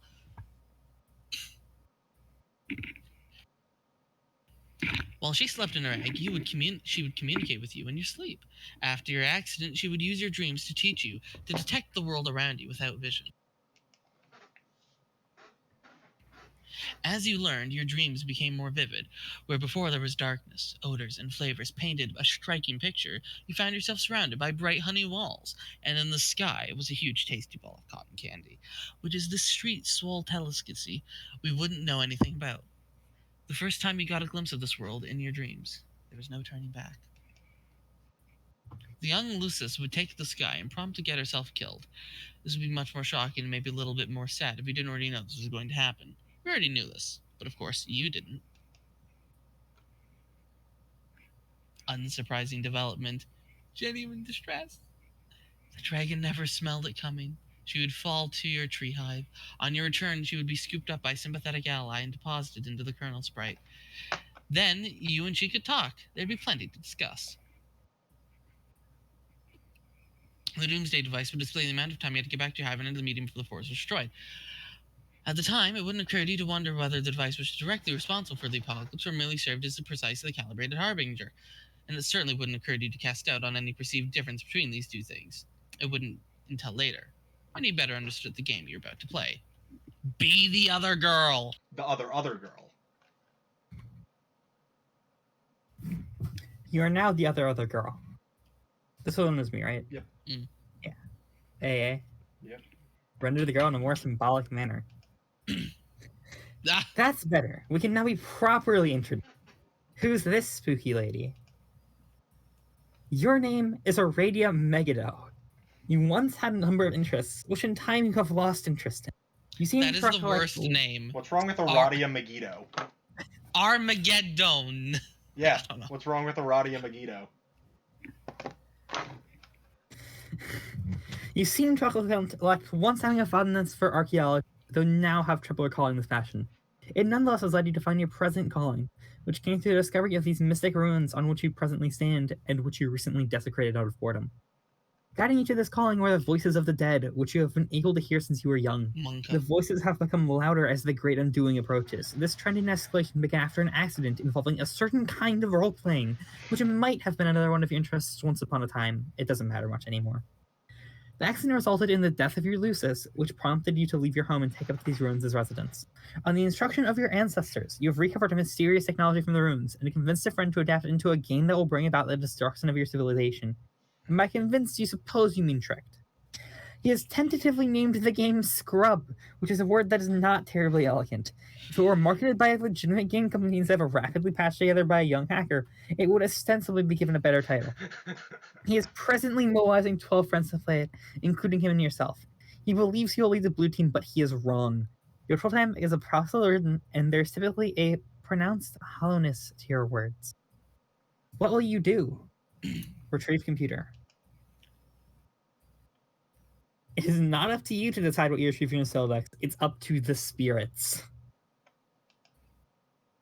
Looks like the spirits are being cooperative today, if a bit cryptic as usual. Ugh.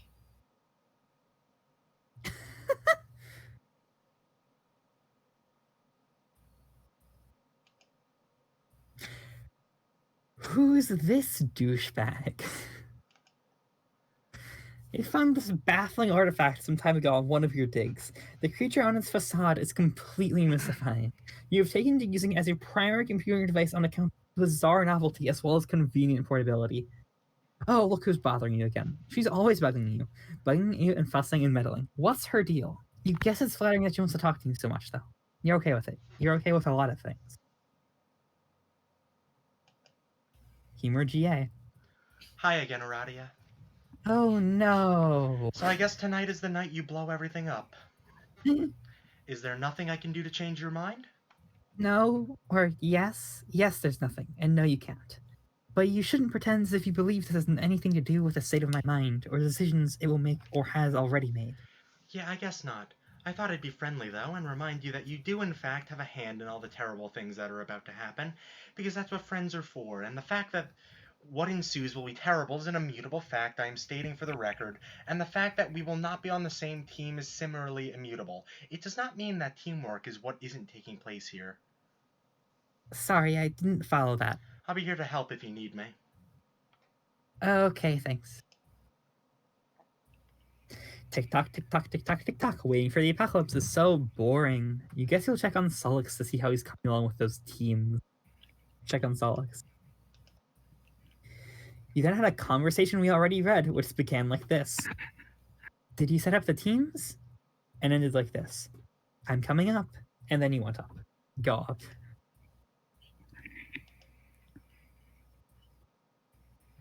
You wonder what she wants.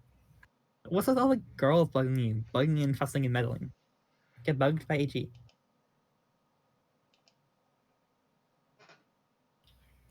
Oh, this is me, isn't it? Yeah. Yes. Aradia! Oh boy, that's too many of the same letter in a row twice. I know. So we're about to get started, right? Have you tricked Solix? Did you have Mr. Two Eyes all befuddled and flustered and you all lies? Or Mr. Four Eyes? Yeah? What? Web of lies. Web of lies. Whatever. Eight of flies, actually. Wait of lies or Mr. Four Eyes? I don't know. Which nickname do you think would be suitably derogatory for this case, Aradia? How about 8 eyes minus 7? I didn't trick him. It's not like that. Okay, whatever. The point is, once you pull the finely woven silicon mesh over his dumb, different colored eyes, you and I will be starting the game and be the blue team leaders. That's how this will work, right? Do you mind if we are co-leaders? I forgot to ask. You assumed it was okay with you. I don't care. Great, that's the spirit. And when I bring you into the game, whatever the hell that means, we can send each other stuff, right? That's how that works, right? Yes. Awesome, because I have a present for you. It's a surprise. It's going to be great from me to you, just for me alone, and nobody else. I can't wait to see the look in your face when you see. Okay, well, I'm sure it will be very thoughtful. Hey, speaking of which, what will be the name of our team be? The blue team. No. I know that. I mean the name of our team. You and me, just us. I haven't given it any thought, nor I think such a thing was up for consideration. But if you want to pretend we both have a separate team together and name that team, then knock yourself out. I just thought it'd be really fitting, kind of like a fresh start. I don't really know what our shared interests. I guess I never really thought about this. I guess I'm used to thinking of you as the enemy. There must be some overlap in profiles. Come on, let's brainstorm. Eh, Man, it'll be great. We'll be unstoppable. Surely, you must admit, it'll be nice to be rebound from the team charge debacle. I never think about that anymore. Oh man, I'm so dumb. Here I am running my mouth and opening up old wounds, while at the very same time I'm trying to make amends. What an idiot! It's okay. Hey, speaking of which, that loser isn't going to be on the blue team, is he? Which loser? Your old team buddy. No. Oh, thank flippin' goodness. Talk about dead rate. You made the right choice, leader. I mean, co-leader. I didn't exclude him for that reason, or at all. You're just not getting it. You never. Man, I've got this huge beef grub lodged in my nook just thinking about it. I'm going to have to give him a hard time. Let me know when you're live later. Don't do that. It's really. Oh, wow. Be a mysterious spider girl. Is this. You try to be the mysterious spider girl and fail. She's way too mysterious for you to be her yet. Seriously, what's up with those glasses? What's with the robo arm? What's her deal? She guesses it's flattering that you want to be her, though. She guesses she doesn't mind. It's cool. We'll learn all about her a little later. Get back to Aradia. Aradia, I would like to apologize. I flew off the handle there. It was like the handle with the bald guy going really fast, and I was his toupee, so I'm sorry. It was my fault. It's okay. I hope we're still friends. Yes, we are. So anyway, I think even though I quit as leader, I'm still gonna play the game now, because it's either that or get totally cleaned by these fucking space boulders. Hey man, we can make the best of the game anyway, even though I guess we're gonna lose. No, I'm sorry. You can't select. Oh, yeah.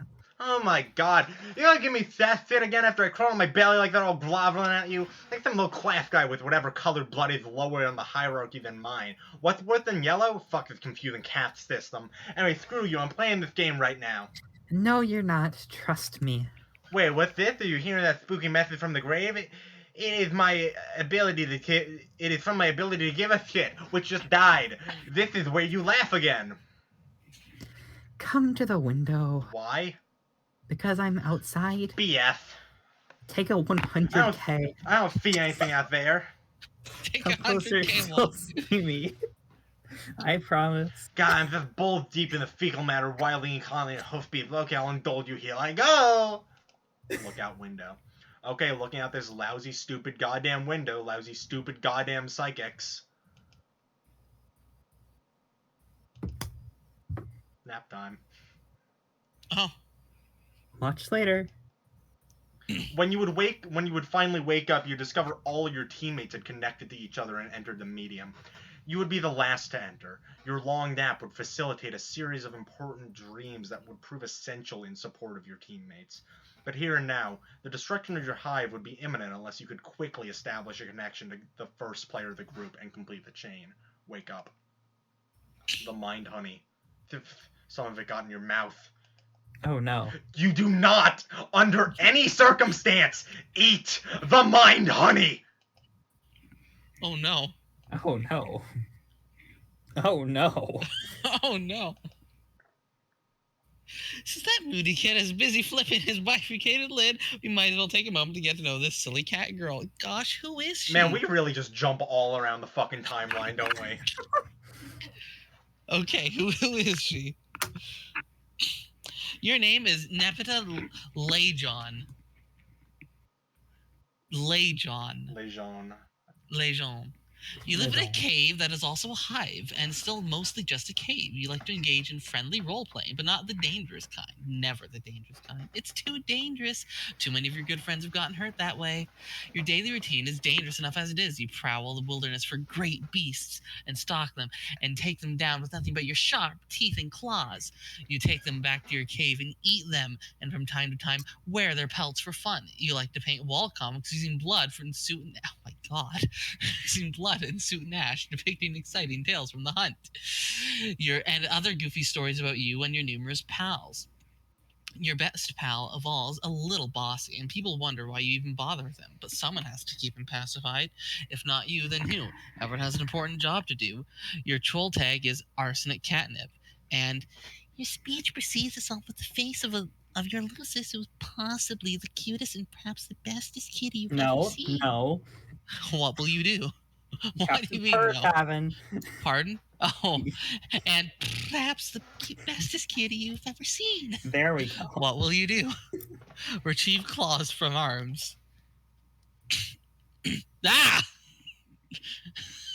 You're always wearing your claw gloves. You never know when you might encounter some unsuspecting prey, or when some prey might encounter an unsuspecting you. On Alternia, everything is considered unsuspecting prey by everything else. Scratch Lucis behind ears.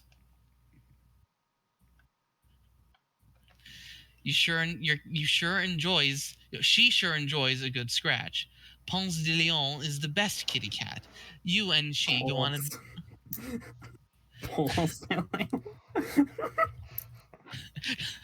search of the fountain of cute. You ride your sure-pawed mount into a rugged frontier, and sometimes she rides you when she gets tired, which is frequently. And sure, it will be sad when she dies, but who knows when or how that'll happen? We might not even really have time to find out. Later there was... Oh no! Oh no! Examine computer. You saunter over to your drawing tablet computer. Use this to draw on a computer. It'd be cool if this could somehow be adapted to serve as a fetch modus as well. Might be much more fun than using the frustrating one you're using now. You wonder what this grumpy fellow wants. Perhaps something to do with that game. That seems to be all anyone's talking about lately. Answer Carcat.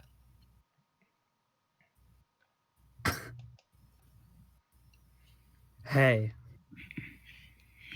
AC perks up curiously. She wiggles her rear end a bit and then chases something as she bounces into one of Carcat's shoes. Carcat can't believe he has to sink this. Carcat can't believe he's asking an autistic girl in a cave to join his team. Carcat mystifies in infinite befuddlement over the fact that you are presently the best remaining candidate for the red team. I am? I mean, AC says I am? Wondrously. Yes, and Carcat can't fucking believe that. Carcat thinks about that a bit, and his jaw drops open and breaks a huge column of bricks like a fucking kung fu master. AC gathers up all the brick pieces and builds a cute little house and invites Carcat inside. Okay, good. It's good that you're talking about building, even if it's in the most inane possible context. You're going to be doing a lot of it. Yes, that sounds like fun. Okay, what do I do? Okay, briefing. Me, Terezi, Gemzi, and Tavros are all playing now. The connection order is ATTCGCC. We need someone to connect to Toreador and get him in the game. I have GA lined up for the red team because she is one of the few remaining sane ones left to play. Okay, the only sane one. But she doesn't want to connect yet because of some mysterious bullshit, so I was like, whatever, what else is new? So I guess that leaves you. Terezi said she had you lined up to play back when she was fake leader, so I said fine. So just connect to Tavros and later I'll worry about getting you in. All right, I will talk to him about that. Oh, AC pauses. AC pauses and looks up with a little bit of chagrin. I forgot I have to talk to someone else about this. I have been procrastinating. Oh god, are you really serious? It's not that big of a deal. This boggles my mind. How can you be best friends with the only guy on the planet who's a bigger asshole than me? He's not so bad. He's scum. But do whatever you've got to do, I guess. Tavros is waiting. Consult with friend on the matter. Who wants to be the robot guy? Okay, not me. Unless this is... Who was the person I'm supposed to be? No, it doesn't matter at this point. That rumor that it's past its prime, Kevin.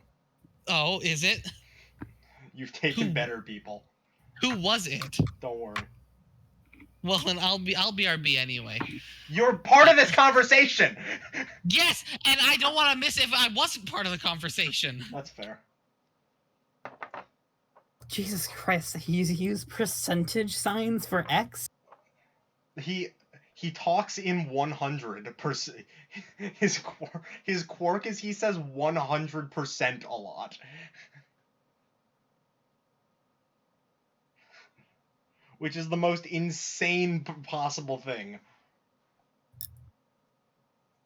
What? What? God. Listen, I can bite the bullet, but How do you do a robot? I guess he's not a robot. He just likes to build robots to destroy them. I gave him Strong Mad's voice. Okay, actually, that's perfect. What are you expecting to a? Yeah, that's perfect. Okay, you should do that. That's great. Yeah, right. I'll do it. It's a hurdle I must accept. I'm excited for when the one character that I'm stealing. There are 2 characters left in the entire comic that I will not let anyone else take, for completely different reasons.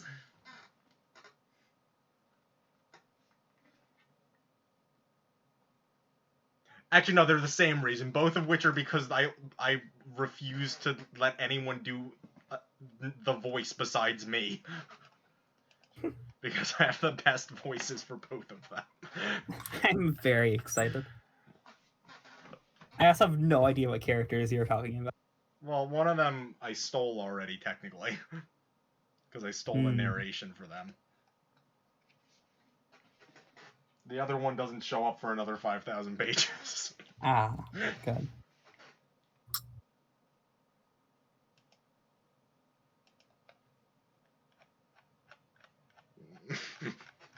Act 6, Act 5, they're so long. I do have to leave. I know. I do have to leave in an hour. I know. So, I mean, we don't urgently need to stop, but keep stopping points in mind. There are no stopping points in this act. Oh, good. You just do it. You stop whenever you need a break from this bullshit. How far into the act are we? We're at what? We're like a 4th done. God, what? I cannot follow what has happened so far. And this is the shorter of the 2 halves.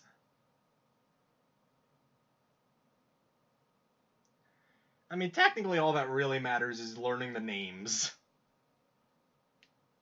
The events of their Spurb session are ultimately unimportant. It serves purely as a character drama.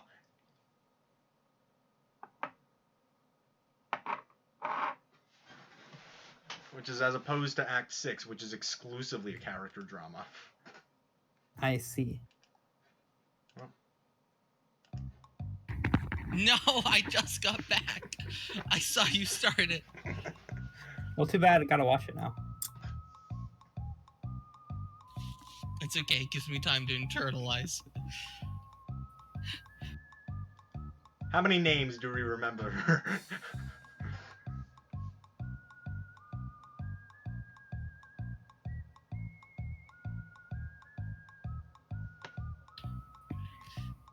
Do you mind if I change Nepeta's voice? It's hurting your To throat. what? I can make it so much worse. That's fine. Apparently I'm stealing them. Stealing the robot? Stealing CT, yeah. Okay. Which is not the character I was planning on stealing, but whatever.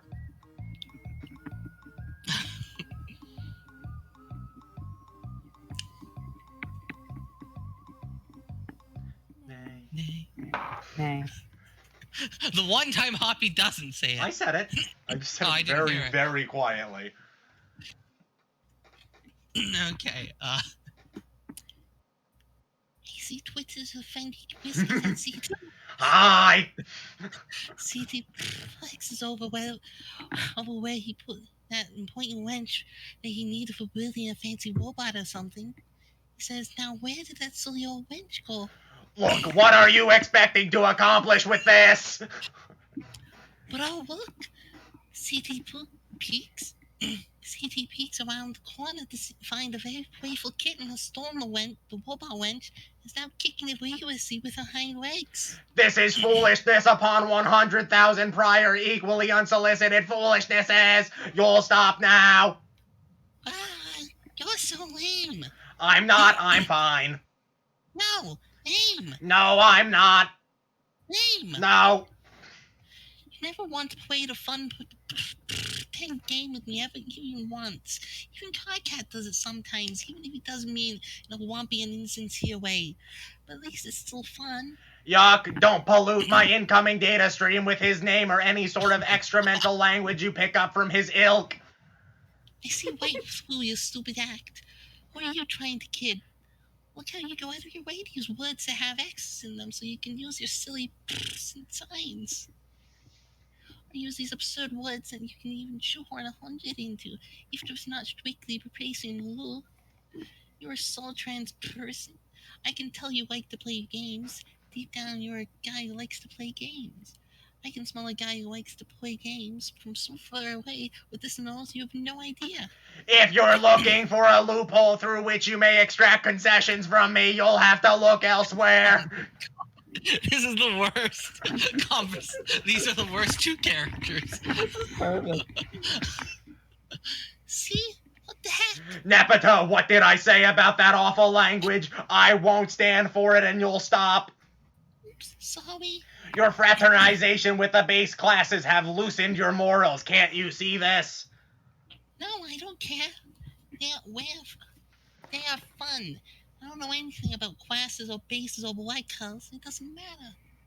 What does green blood even mean? It doesn't mean anything to me, and it shouldn't mean anything to anyone else. Well, green blood is okay, but it's not great. But that's why you're lucky to have me to look out for you, because you don't know better and you can't fight the role that the mother had in store for you. Wow. You are such a hypocrite.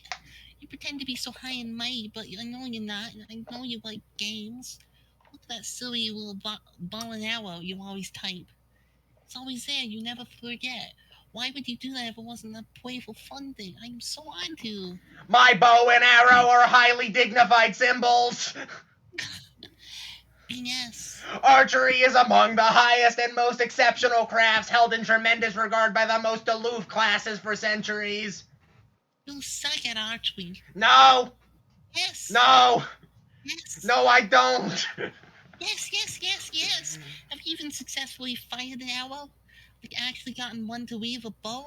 I think we need to stop talking about archery. Yes! No. We will stop talking about archery. This topic is making me sweat. Ew. You're so gross. No, you're the one who exercises distasteful practices. No, that's you. Everyone knows you're a weirdo and a creep. That's why you're lucky to have me keep you an eye on you, but no one else can stand you. You exterminate beautiful, innocent creatures by the hundreds. I can't condone such wretched behavior. Beasts are meant to be looked upon with adoration. What? I eat them. I don't kill anything I don't eat. That would be mean. I guess that's basically acceptable in principle, but I still find it a bit unsavory. Yeah-huh. Or wait. Well, I think your habits are unsavory. No, they're not. Uh-huh. You're wrong about me, Nepeta. I do like to play games, but they must be extremely important games with very high stakes, not the kind played by translucent green wigglers who let loose an excremental surge hard in their wiggler bottom diaper stubs. As it happens, I have arranged to play just such a game tonight. Aradia and I have private engagement to be co-leaders of the blue team. Oh, yeah? Well, just by perchance it happens that AC has a private and sneaky engagement to play this game as well. And by persnickety twist of fate, she wants to be on the red team with her other great friends who like to play the childish diaper poop games. Oh my god, I just read that. Absolutely not. Absolutely. I forbid this. You will take your position on the blue team with me. No, why? I will take my position on this funny pounce ball and tackle you. That's nonsense. You're nowhere even remotely within my proximity that would be necessary to execute such a maneuver. AC Bullseye is almost as she is strolling around in a really interesting smell. The thought of you fraternizing with and abetting those stink-blooded hooligans strikes me as a scandal beyond measure. I'm afraid you're too delicate to withstand that sort of corruption. It's forbidden. Yes, you won't. No, I will. You won't. You can't stop me. I'm telling you not to, and you will be on my team. That's final. War. Quiet. Why do you always do this? Why are you so confident about your stupid commands? Don't you know you can't actually tell me what to do? It's not like you even have any special mind powers or telepathy or anything. No, I do not, and yet you will do as I say. Yes, well, we will see just about that. Yes, we will. You will join me on my team shortly. Stand by for further instruction. You're angry, and I appreciate that, but it doesn't matter. Discussion over. Ugh.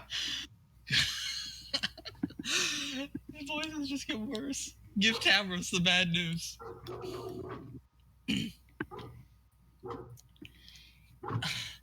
Is he curls up in Tavros' lap?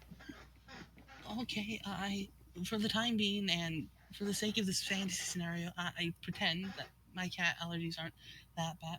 God, he really is me. AC takes a long nap and then wakes up and frowns because she has bad news. Oh no, is what I say about the bad news, not the nap? Tavros, I'm sorry, I can't be on your team. I'm not allowed. Oh, that's okay, then I guess he said no, then. Yes, unfortunately. Why? I'm so mad. It's probably for the best that you listen to him. I don't know. You think so? Well, if I didn't listen to him before, you might have played games with us before, and something bad might have happened to you. Perhaps, but I still feel bad. I'll find another player. It's not a big deal. Good luck being on the blue team. Okay, thanks. You fondly recall your days of far more intensive role playing. It seems like so long ago now. Aside from a few unfortunate moments, it was a lot of fun. If you had to do it all over again, you suppose you would select better company. Maybe this game you're playing tonight will rekindle some of that excitement. Tinkerbell? Some time ago! Flashback. You stand in your room on a healthy pair of legs and in a plucky little outfit. You're a low-level boy Skylark, and you wield an inexpensive dagger lance, which is the closest thing to a jousting lance you can wield that is still compatible with your favorite class. You're about to play a popular game called Flarp, which is, unlike most games published by major developers, was given a graceful and aesthetically pleasing name. It is a title under the extreme role-playing genre, and playing it without caution can have serious real-world consequences. But that is just what makes it fun. When you activate Flarp Scrub, the campaign program for tonight will begin. Team Charge will do Team Scourge as usual. This is going to be great. Contact fellow Team Charge members. Andrea, my grub is late now, so I'll be in my ready room. Cool. Mine too. I don't know where Terezi is, though. She's running late. Oh, should we wait? No, I'll be here clouding her campaign for her regardless, with or without her. Her loss if she doesn't make it. I'll give you a chance to gain some ground. Okay. You picked a tough class, Tavros. None of the really useful combat abilities come into play until you reach a very high level. But I suppose it'll be rewarding when you get there. Yeah, I think you're right, but the class I think is the most fun, and battle skill's not all there is to being a great adventurer. I couldn't agree more. You might be the only fluffer in the world who really understands the game. Everyone else is so aggressive and treasure hungry. But that's what makes beating them all the more satisfying. Yeah, I guess. Remember, your Clouder isn't going to pull any punches tonight. Don't fall for her mind games. I'll be here to assist, of course. If you're in trouble, don't hesitate to ask for help. Yeah, I won't. Thanks, Aradia. No problem. Hatch campaign. Your campaign's gleaming flabstractions hatch out of their legs. These comprise all the data and procedures you will need for your adventure tonight. They disperse throughout the terrain surrounding your hive. They follow both pre-programmed and live instructions by your Clouder, a member of Team Scrooge, whose role is to provide you with a challenging scenario, while your teammate does the same for the Scrooge's other player. Go outside and begin adventure. You take your starting position in the field. The game is afoot, and anything can happen now. It's up to you to consult your maps and work out with your teammate to discover the objective of the quest, find treasure, and slay monsters. Your stat bat has bonded with you. This keeps track of every attribute for your character, including vitals. While these attributes in principle remain abstractions, due to the fact that this is extreme role-playing, they will always relate in some way to your real-life attributes as well. You gotta be careful out here. A little later. Well, Hey, Boy Scout, are you just gonna stand there all night? Make your move, make your move, make your move. I just think these monsters are too strong. Sorry, but they don't seem appropriate for this camp. Weak, weaky, weak, weak. Weak, is that real thing to say? Yes, you're Blatant. blatant. Homestuck makes you really good at being able to read this without problem. Your blatant excuses making the weakest lame that ever shit your coward bed. Roll your dice, make your move, advance, or abscond. I can't abscond. There's absconding place. But absconding is what you do best. I ain't managed to cloud a scenario yet. You couldn't squawk out in a blazing trail of what? That's correct. I mean, that's correct. I'm just mad. I'm impressed Kevin just did that right. What? It was. What else could it possibly I be? know. Other than eight? I ain't managed to cloud a scenario. You couldn't squawk out of a blazing trail of cluck beast feathers. You cannot hope to beat Travis Nittram in an abscond off. He's simply the best there is.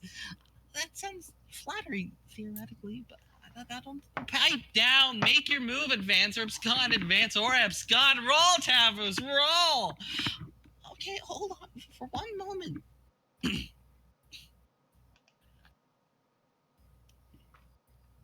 Alrighty. Hey, are you there? Hey, Terezi, I have a problem. No one can help you, Tavros. Okay, time to decide. Where is everybody? What does that have to do with your pressing cowardice? I don't know. Probably nothing. Are you going to roll? No, I can't. Why not? Because I was thinking about the numbers and it's impossible for there to be a favorable outcome, no matter what the dice do. So you give up? Yeah, maybe. Why not roll and make it official? What would you want to cheapskate me out the bonuses like that? It's so thoughtless. Am I going to have to take matters in my own hand to make your move for you? I thought you couldn't use powers. I mean, real life powers, not game ones. It's against the rules. But if you aren't going to break the rules and refuse to roll, what choice do I have? I hate that I had to come to this, but what can I do? Tavros, have I mentioned how cute you look in that plucky little outfit? Oh, if I didn't know better, I'd say I was playing with Pupa Pan himself. Is that what you want Tavros to be like Pupa? Of course you do, boy. And boy, what would I want to be like Pupa? So dashing and brave. He's everything you are, not for when he can fly. Do you want to fly, Tavros? Have you ever tried to fly? I bet you have now, but we take the skies, Pupa. You like that idea, Pupa? Oh, yes, you do. I can feel in your simple, malleable brain. You want to fly so bad. Fly, Pupa, fly! Oh God, she just like. It's not much of an accident, is it? No, she. Oh my goodness. Fresca, what the fuck? Like I've heard about Fresca, but I didn't think this was gonna happen immediately. Adios, Tyrannom Bass. I can see why he doesn't want to talk to her. She just threw him off a cliff.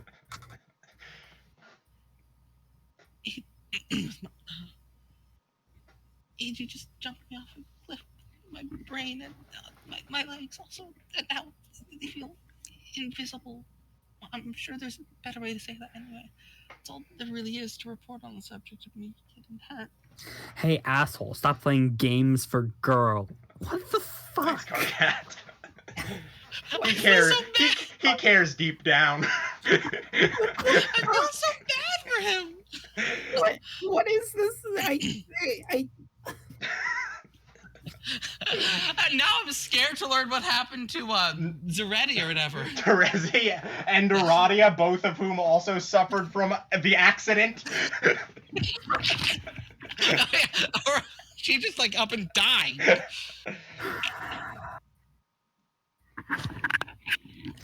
But not too far in the present, right around the moment with Carcat in the toilet. Already read, which ended like this. No, boy, you need to get with the program, Carcat. Have you talked to 44? 44 what? A couple ups and sorry. That's just Blah. Hey, brave leader. Oh my god, Wait, this- why are you talking to me? Can I was doing the wrong voice for this person. Can I join your team? No, this is Vriska. Oh wait, no wait. The You're other. right. Oh You're right. God. You can tell The it's Vriska colors are because she talks in eights. The colors are super similar. Okay. No, you're fine. Yeah. Hey, brave leader. Oh my god, why are you talking to me? Can I join your team? Yes, I'm glad you asked, because there's a wide open slot for the most vile, backstabbing sociopath to ever live. You really helped me out of a jam by stepping forward. Vile backstabbing sociopath? Carcat, did you copy and paste that phrase directly from your personal ad describing what you're looking for in a lady? More cagey, cutesy bullshit. Like I'm not off to my lobes then without already having to deal with Terezi. You both must have been insufferable when you were a team. Your opponents probably all just tried to commit suicide after a few minutes of putting up with your fancy grinned drivel. That's probably how it all went down the thresher. Is the accident why you didn't want to voice the AG? I didn't want to voice AG because I fucking hate her. Understandable. That's not a bad yes, but man, Carcat, you sure are giving me a hard time. I don't see how we're supposed to be becoming friends if you recall from my olive branch like I'm twitching a mummified bovine phallus in your direction. Becoming friends? What the fuck? We will never be friends, moron. Not even hate friends? No, more like twitchy-eyed projectile vomiting in utter disgust friends, while I perforate my bone bulge with a culling fork. Yes, I'll take it. Get lost. Anyway, I was just joking about wanting to be on your team. I'm already on the blue team. Oh. Oh, really? Wait, let me count on 8 of these things. Hold on. You know you're bad when Carcat's the preferable one in the conversation. There, I am not an enormous tool forever. Yes, Aurelia and I have an arrangement. We will be co-leaders, but really I will be the leader. Shh, don't tell anyone. What do you think, Carcat? Can you take on 2 dangerous ladies at once?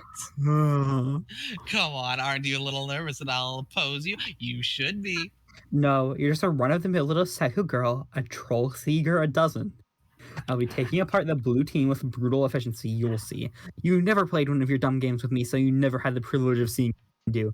Enjoy the show, sweetheart. Just don't even think about using your mind control tricks on my players. Remember, truce? Those days are far behind me. Anyway, I can't control just anybody. They gotta be impressionable, like you. You can't control me.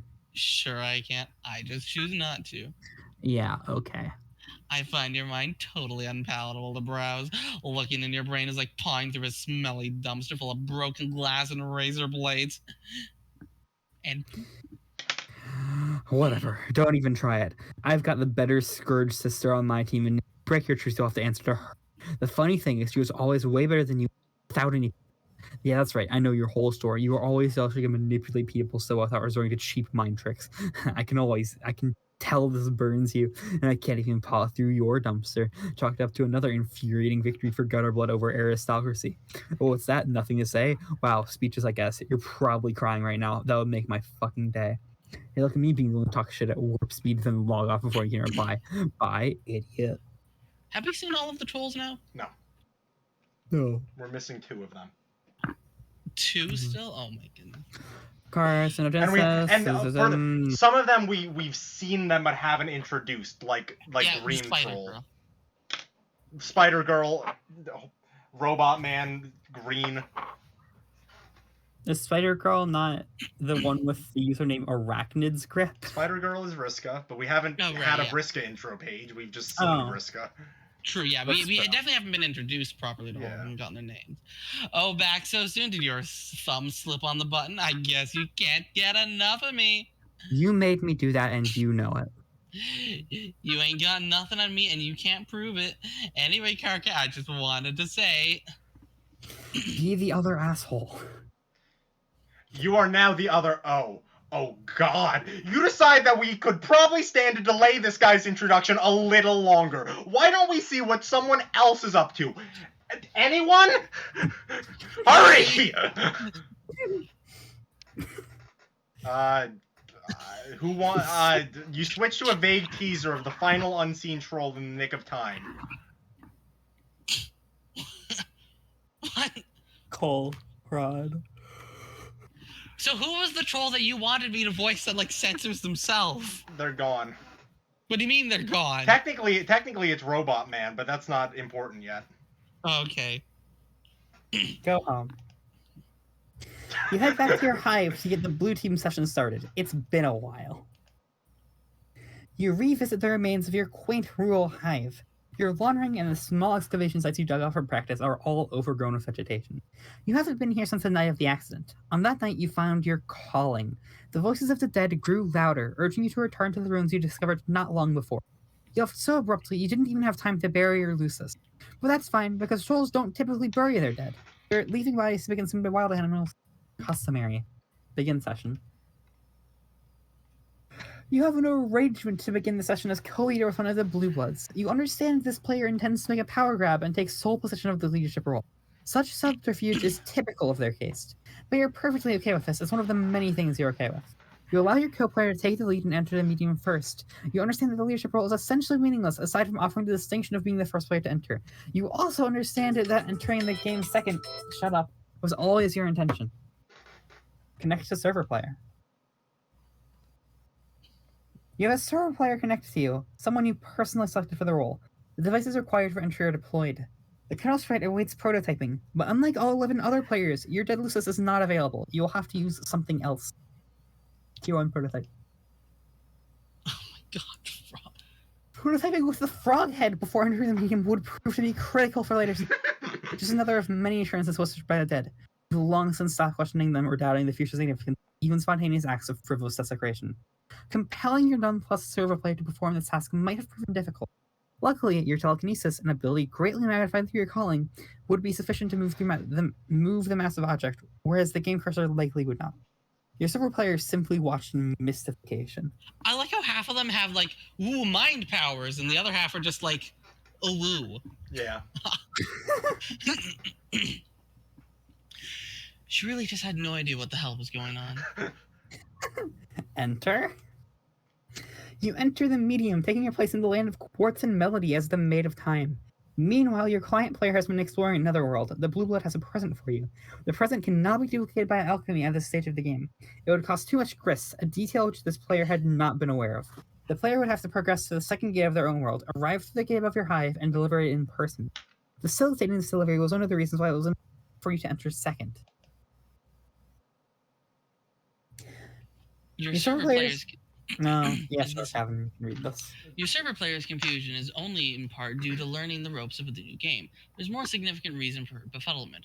While she follows your advice, I guess the first person it is you, technically. Yeah, but sometimes it just changes. It doesn't. And went through the simple motions of the game setup. At no point were you visible on her monitor. She saw your damaged hive, she saw your alchemy and other devices she deployed. She saw the strange computing device on the floor, bearing the visage of a species she didn't recognize. She even saw a great big stone frog head fly through the air all by itself, and she became the frog sprite. And though she would ask why, you would always delay the answer. The fact remained, she couldn't see you. Tier 2 prototype. She couldn't see you up until the moment after the sprite's second prototype because you were dead all along.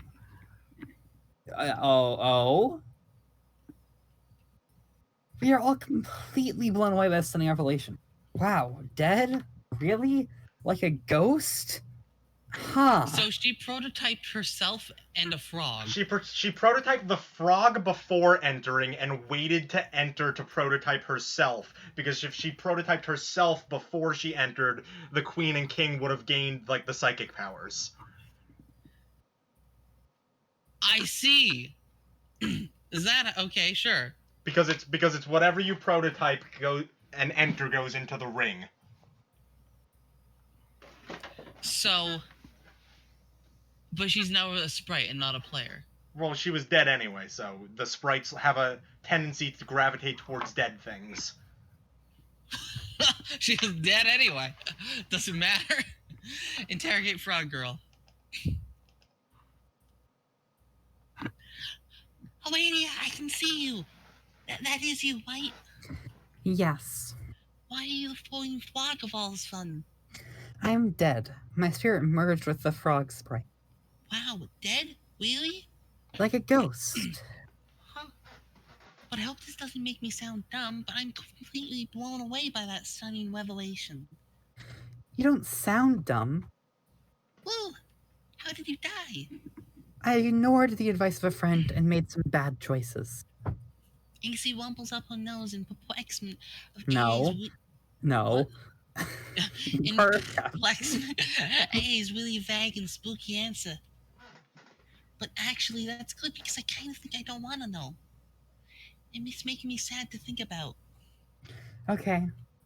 Repera, can you please keep this a secret? Yes, I promise I won't tell anyone about it. And by promise, I mean promise, just so you know I'm serious. Thank you. Whoops.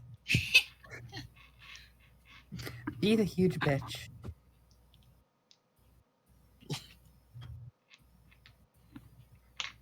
Oh, this is me. Tavin.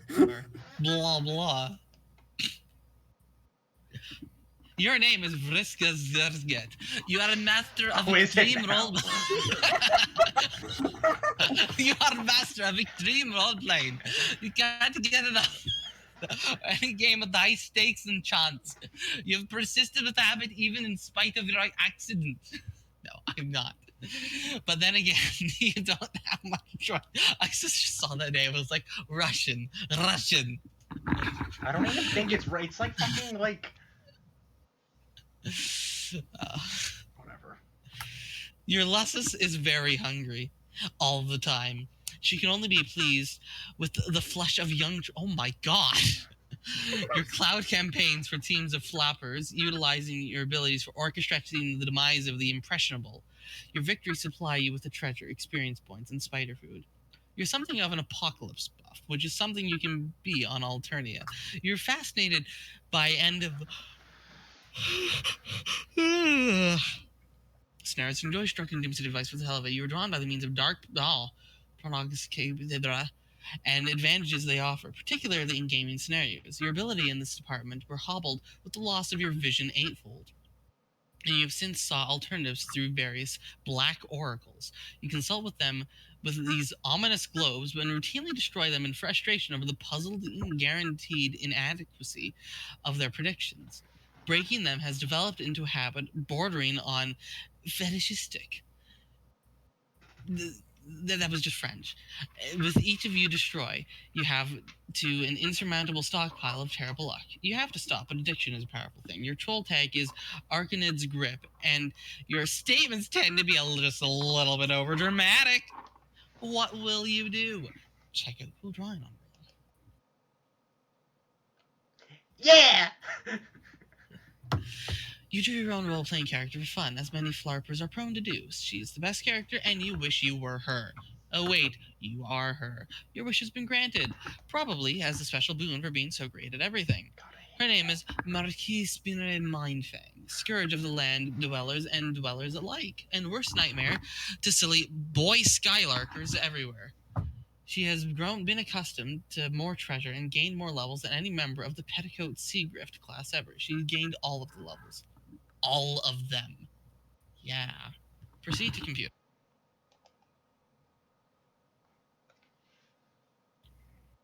You have a lot to do. You have a lot to do. So many irons in the fire. Ow! Lousy dice. You can't even ever seem to go anywhere in your hive without stepping on an errant D4. Pointy little pieces of. It's just your bad luck, you guess. You've had such terrible luck ever since your accident. Your accident? Oh, she is missing an arm. And an eye. True. I wonder how that happened. And it just keeps getting It's worse. the accident, Gavin. We've only seen 1/4 of it. Oh my god. And it wasn't an accident. So what, did she do this to herself, or is this just revenge from the others? The accident, Gavin.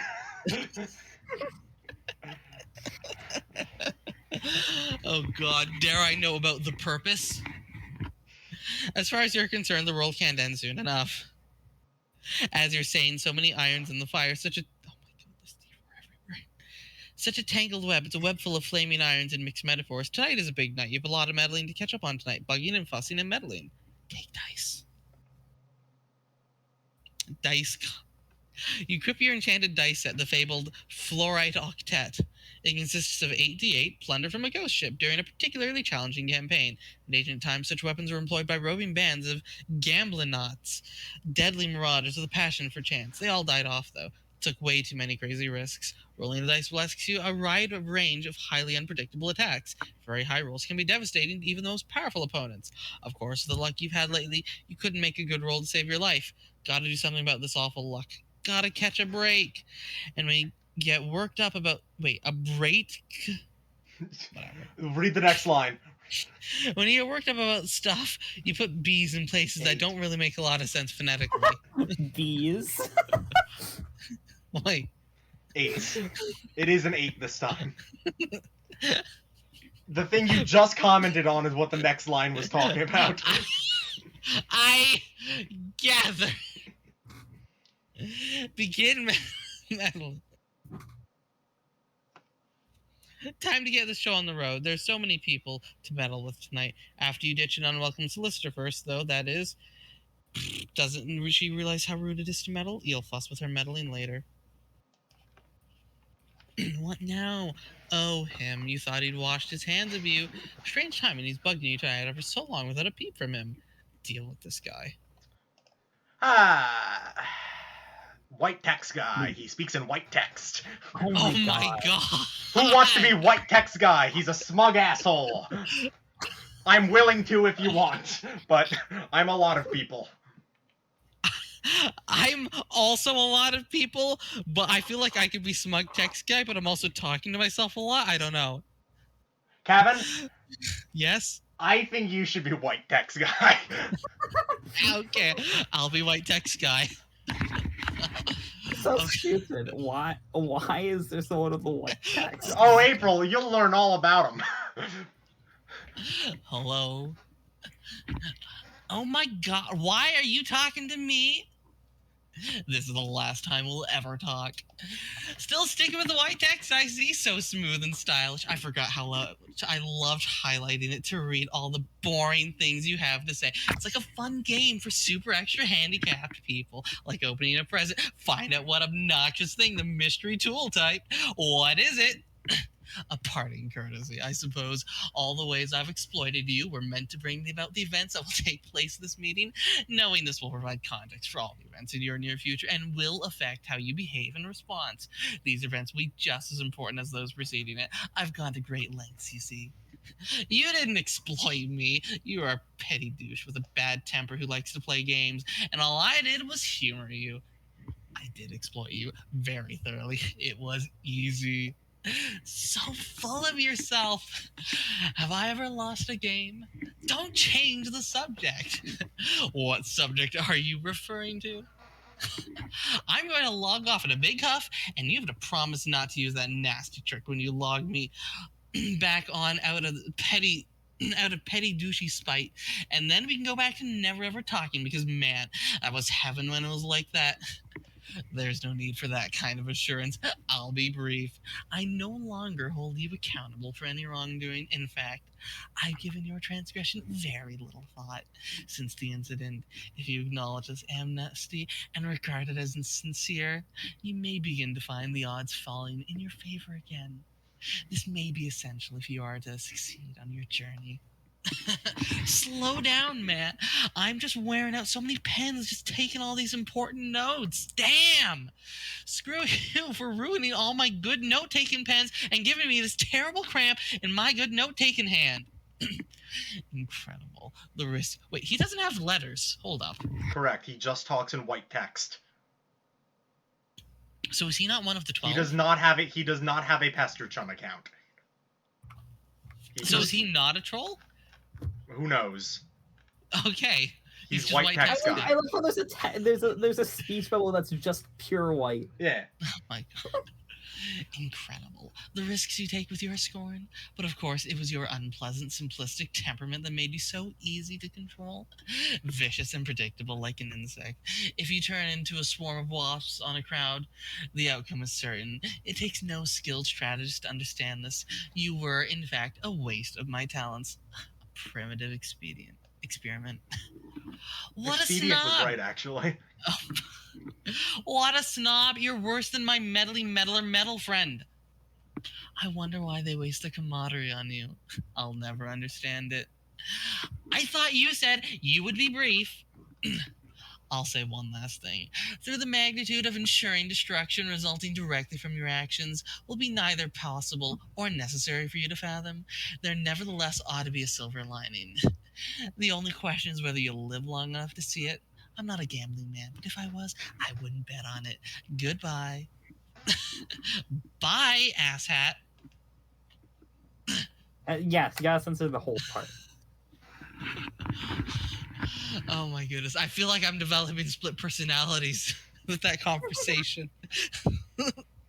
Two assholes talk to each other. Oh no, an 8. And also, I'm getting into, I actually am getting into characters. Like, I'm getting into different poses for each character. Like, I am. So I'm just.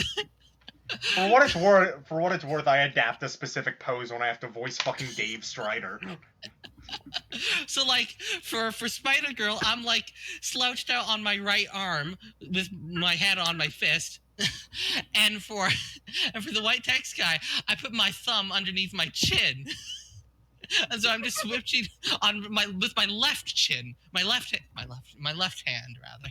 So I'm just switching between these two poses back and forth. I'm glad my dad isn't home. I'm glad he's at work. More hollow comebacks, as hollow and wishy-washy as the inside of one of these dumb black globes. What use is all that attitude against the guy who's never wrong? It's so depressing. You can't even work up the energy to smash this stupid thing. Maybe you could stand to have some camaraderie wasted on you, even if it comes from a meddling meddler metal friend. Endure meddling.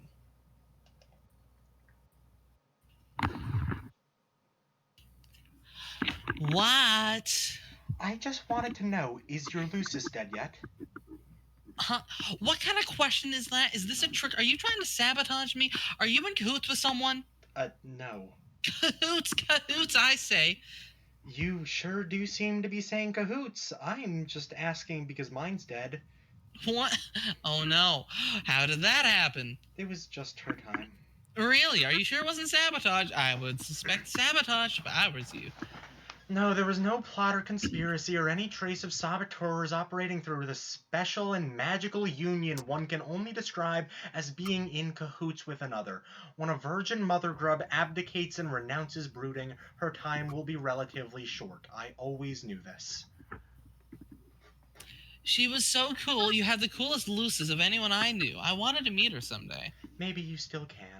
Yeah, meet her corpse. I guess it's not so bad a consolation prize. Seeing a big dead cool mother girl. But wow, you were so lucky. My luces suck.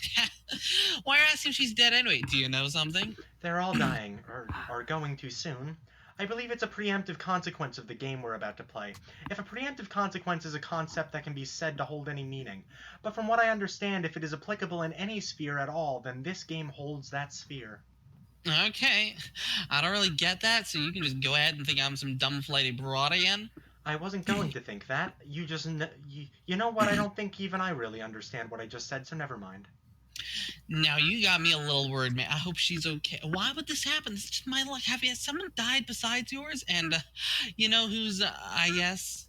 Yes, a few. Carcat thinks it's his fault. He believes his actions triggered an inauspicious chain reaction. You mean a curse? Sure. Wow, between his curse and my crappy luck, we are so screwed. I'm not surprised to see you endorse his paranoia without hesitation, but I was attempting to illustrate a point in bringing it up. Well, there goes another one sailing above the idiot girl's head. Okay, lay it on me. These events are inevitable, and regardless of whatever emotional entanglements obfuscate their significance, they will ultimately serve an important purpose. The curse had nothing to do with it, and Carcat's notion of a curse is inseparable from his perception of events as intrinsically negative and as tailored to his personal dissatisfaction. And your bad luck is the same way, I believe anyway. Okay. What would happen if you just cleaned up a bit? Don't you think you would step on a few less hard triangles? Why do you try and help me and stuff? What's the point? It's kind of bothersome and insulting sometimes. I have a messy room. Big deal. My luck blows. It's got nothing to do with it, and you just don't even know. Metal. Why so metal-y, Miss Meddlesome Metal Fangs? Because you're dangerous. No way. I'm fine. Why? I don't think you can do it. Every time you tell me to can it, I think it's funny. I mean, it's just a funny thing to say, don't you think? It's okay to be dangerous. Lots of people are. And dangerous people can be really important. Maybe even the most important sometimes. But it just means there's got to be someone around to keep an eye on them. And if not me, then who? Everyone has an important job to do. Okay, so you're spying on me. Kind of creepy, man. Maybe you should get a life. Yeah, I was like, a later? Or, if you're so high and mighty and thank you so great, maybe you could, I don't know, try and stop me from doing bad things? That wouldn't work. Even if I tried to stop you, you would regard me as an enemy, instead of merely as a nuisance. And what good would that do? So I'm afraid Miss McFussyfangs it must be. Okay, great, fine. I'm gonna check on my Lucis now, but I'm starting to think you're full of it, and I'm quite sure she was gonna be quite fine. You're right, anything can happen, I guess. But just so you know, I'm sorry for your loss in advance. Man, I get the last word and sign off real quick like you usually do. Let you sneak that little ninja quip in there. So many. Check on Lucis. You go down the 50 million stairs to her nest below. You wonder if any other kid on the planet is such a high maintenance Lucis. You doubt it. You pass by one of your completed doomsday devices. You promise you build it for an especially powerful. Sure. Pardon me. An influential member of the nautical aristocracy, in return for his collusion during one of your campaigns. Some guy you were in cahoots with. You guess none of it matters now, though. It was tough to build and it isn't perfect yet. Luckily, one of your pals nearby is pretty handy with technology. He can be tapped for parts and favors frequently. You wonder if any other kid on the planet has as many irons in the fire as you do. You doubt it. Irons in the fire? I do need to go, like, Yeah, I was thinking you need to do that soon. dude, like after this. We can end. See, look at this. She's fine. Fine and huge and hungry as ever. You guess you're relieved? Yes, of course. Why? Why wouldn't you be? It would be devastating if anything happened to your dear, sweet custodian.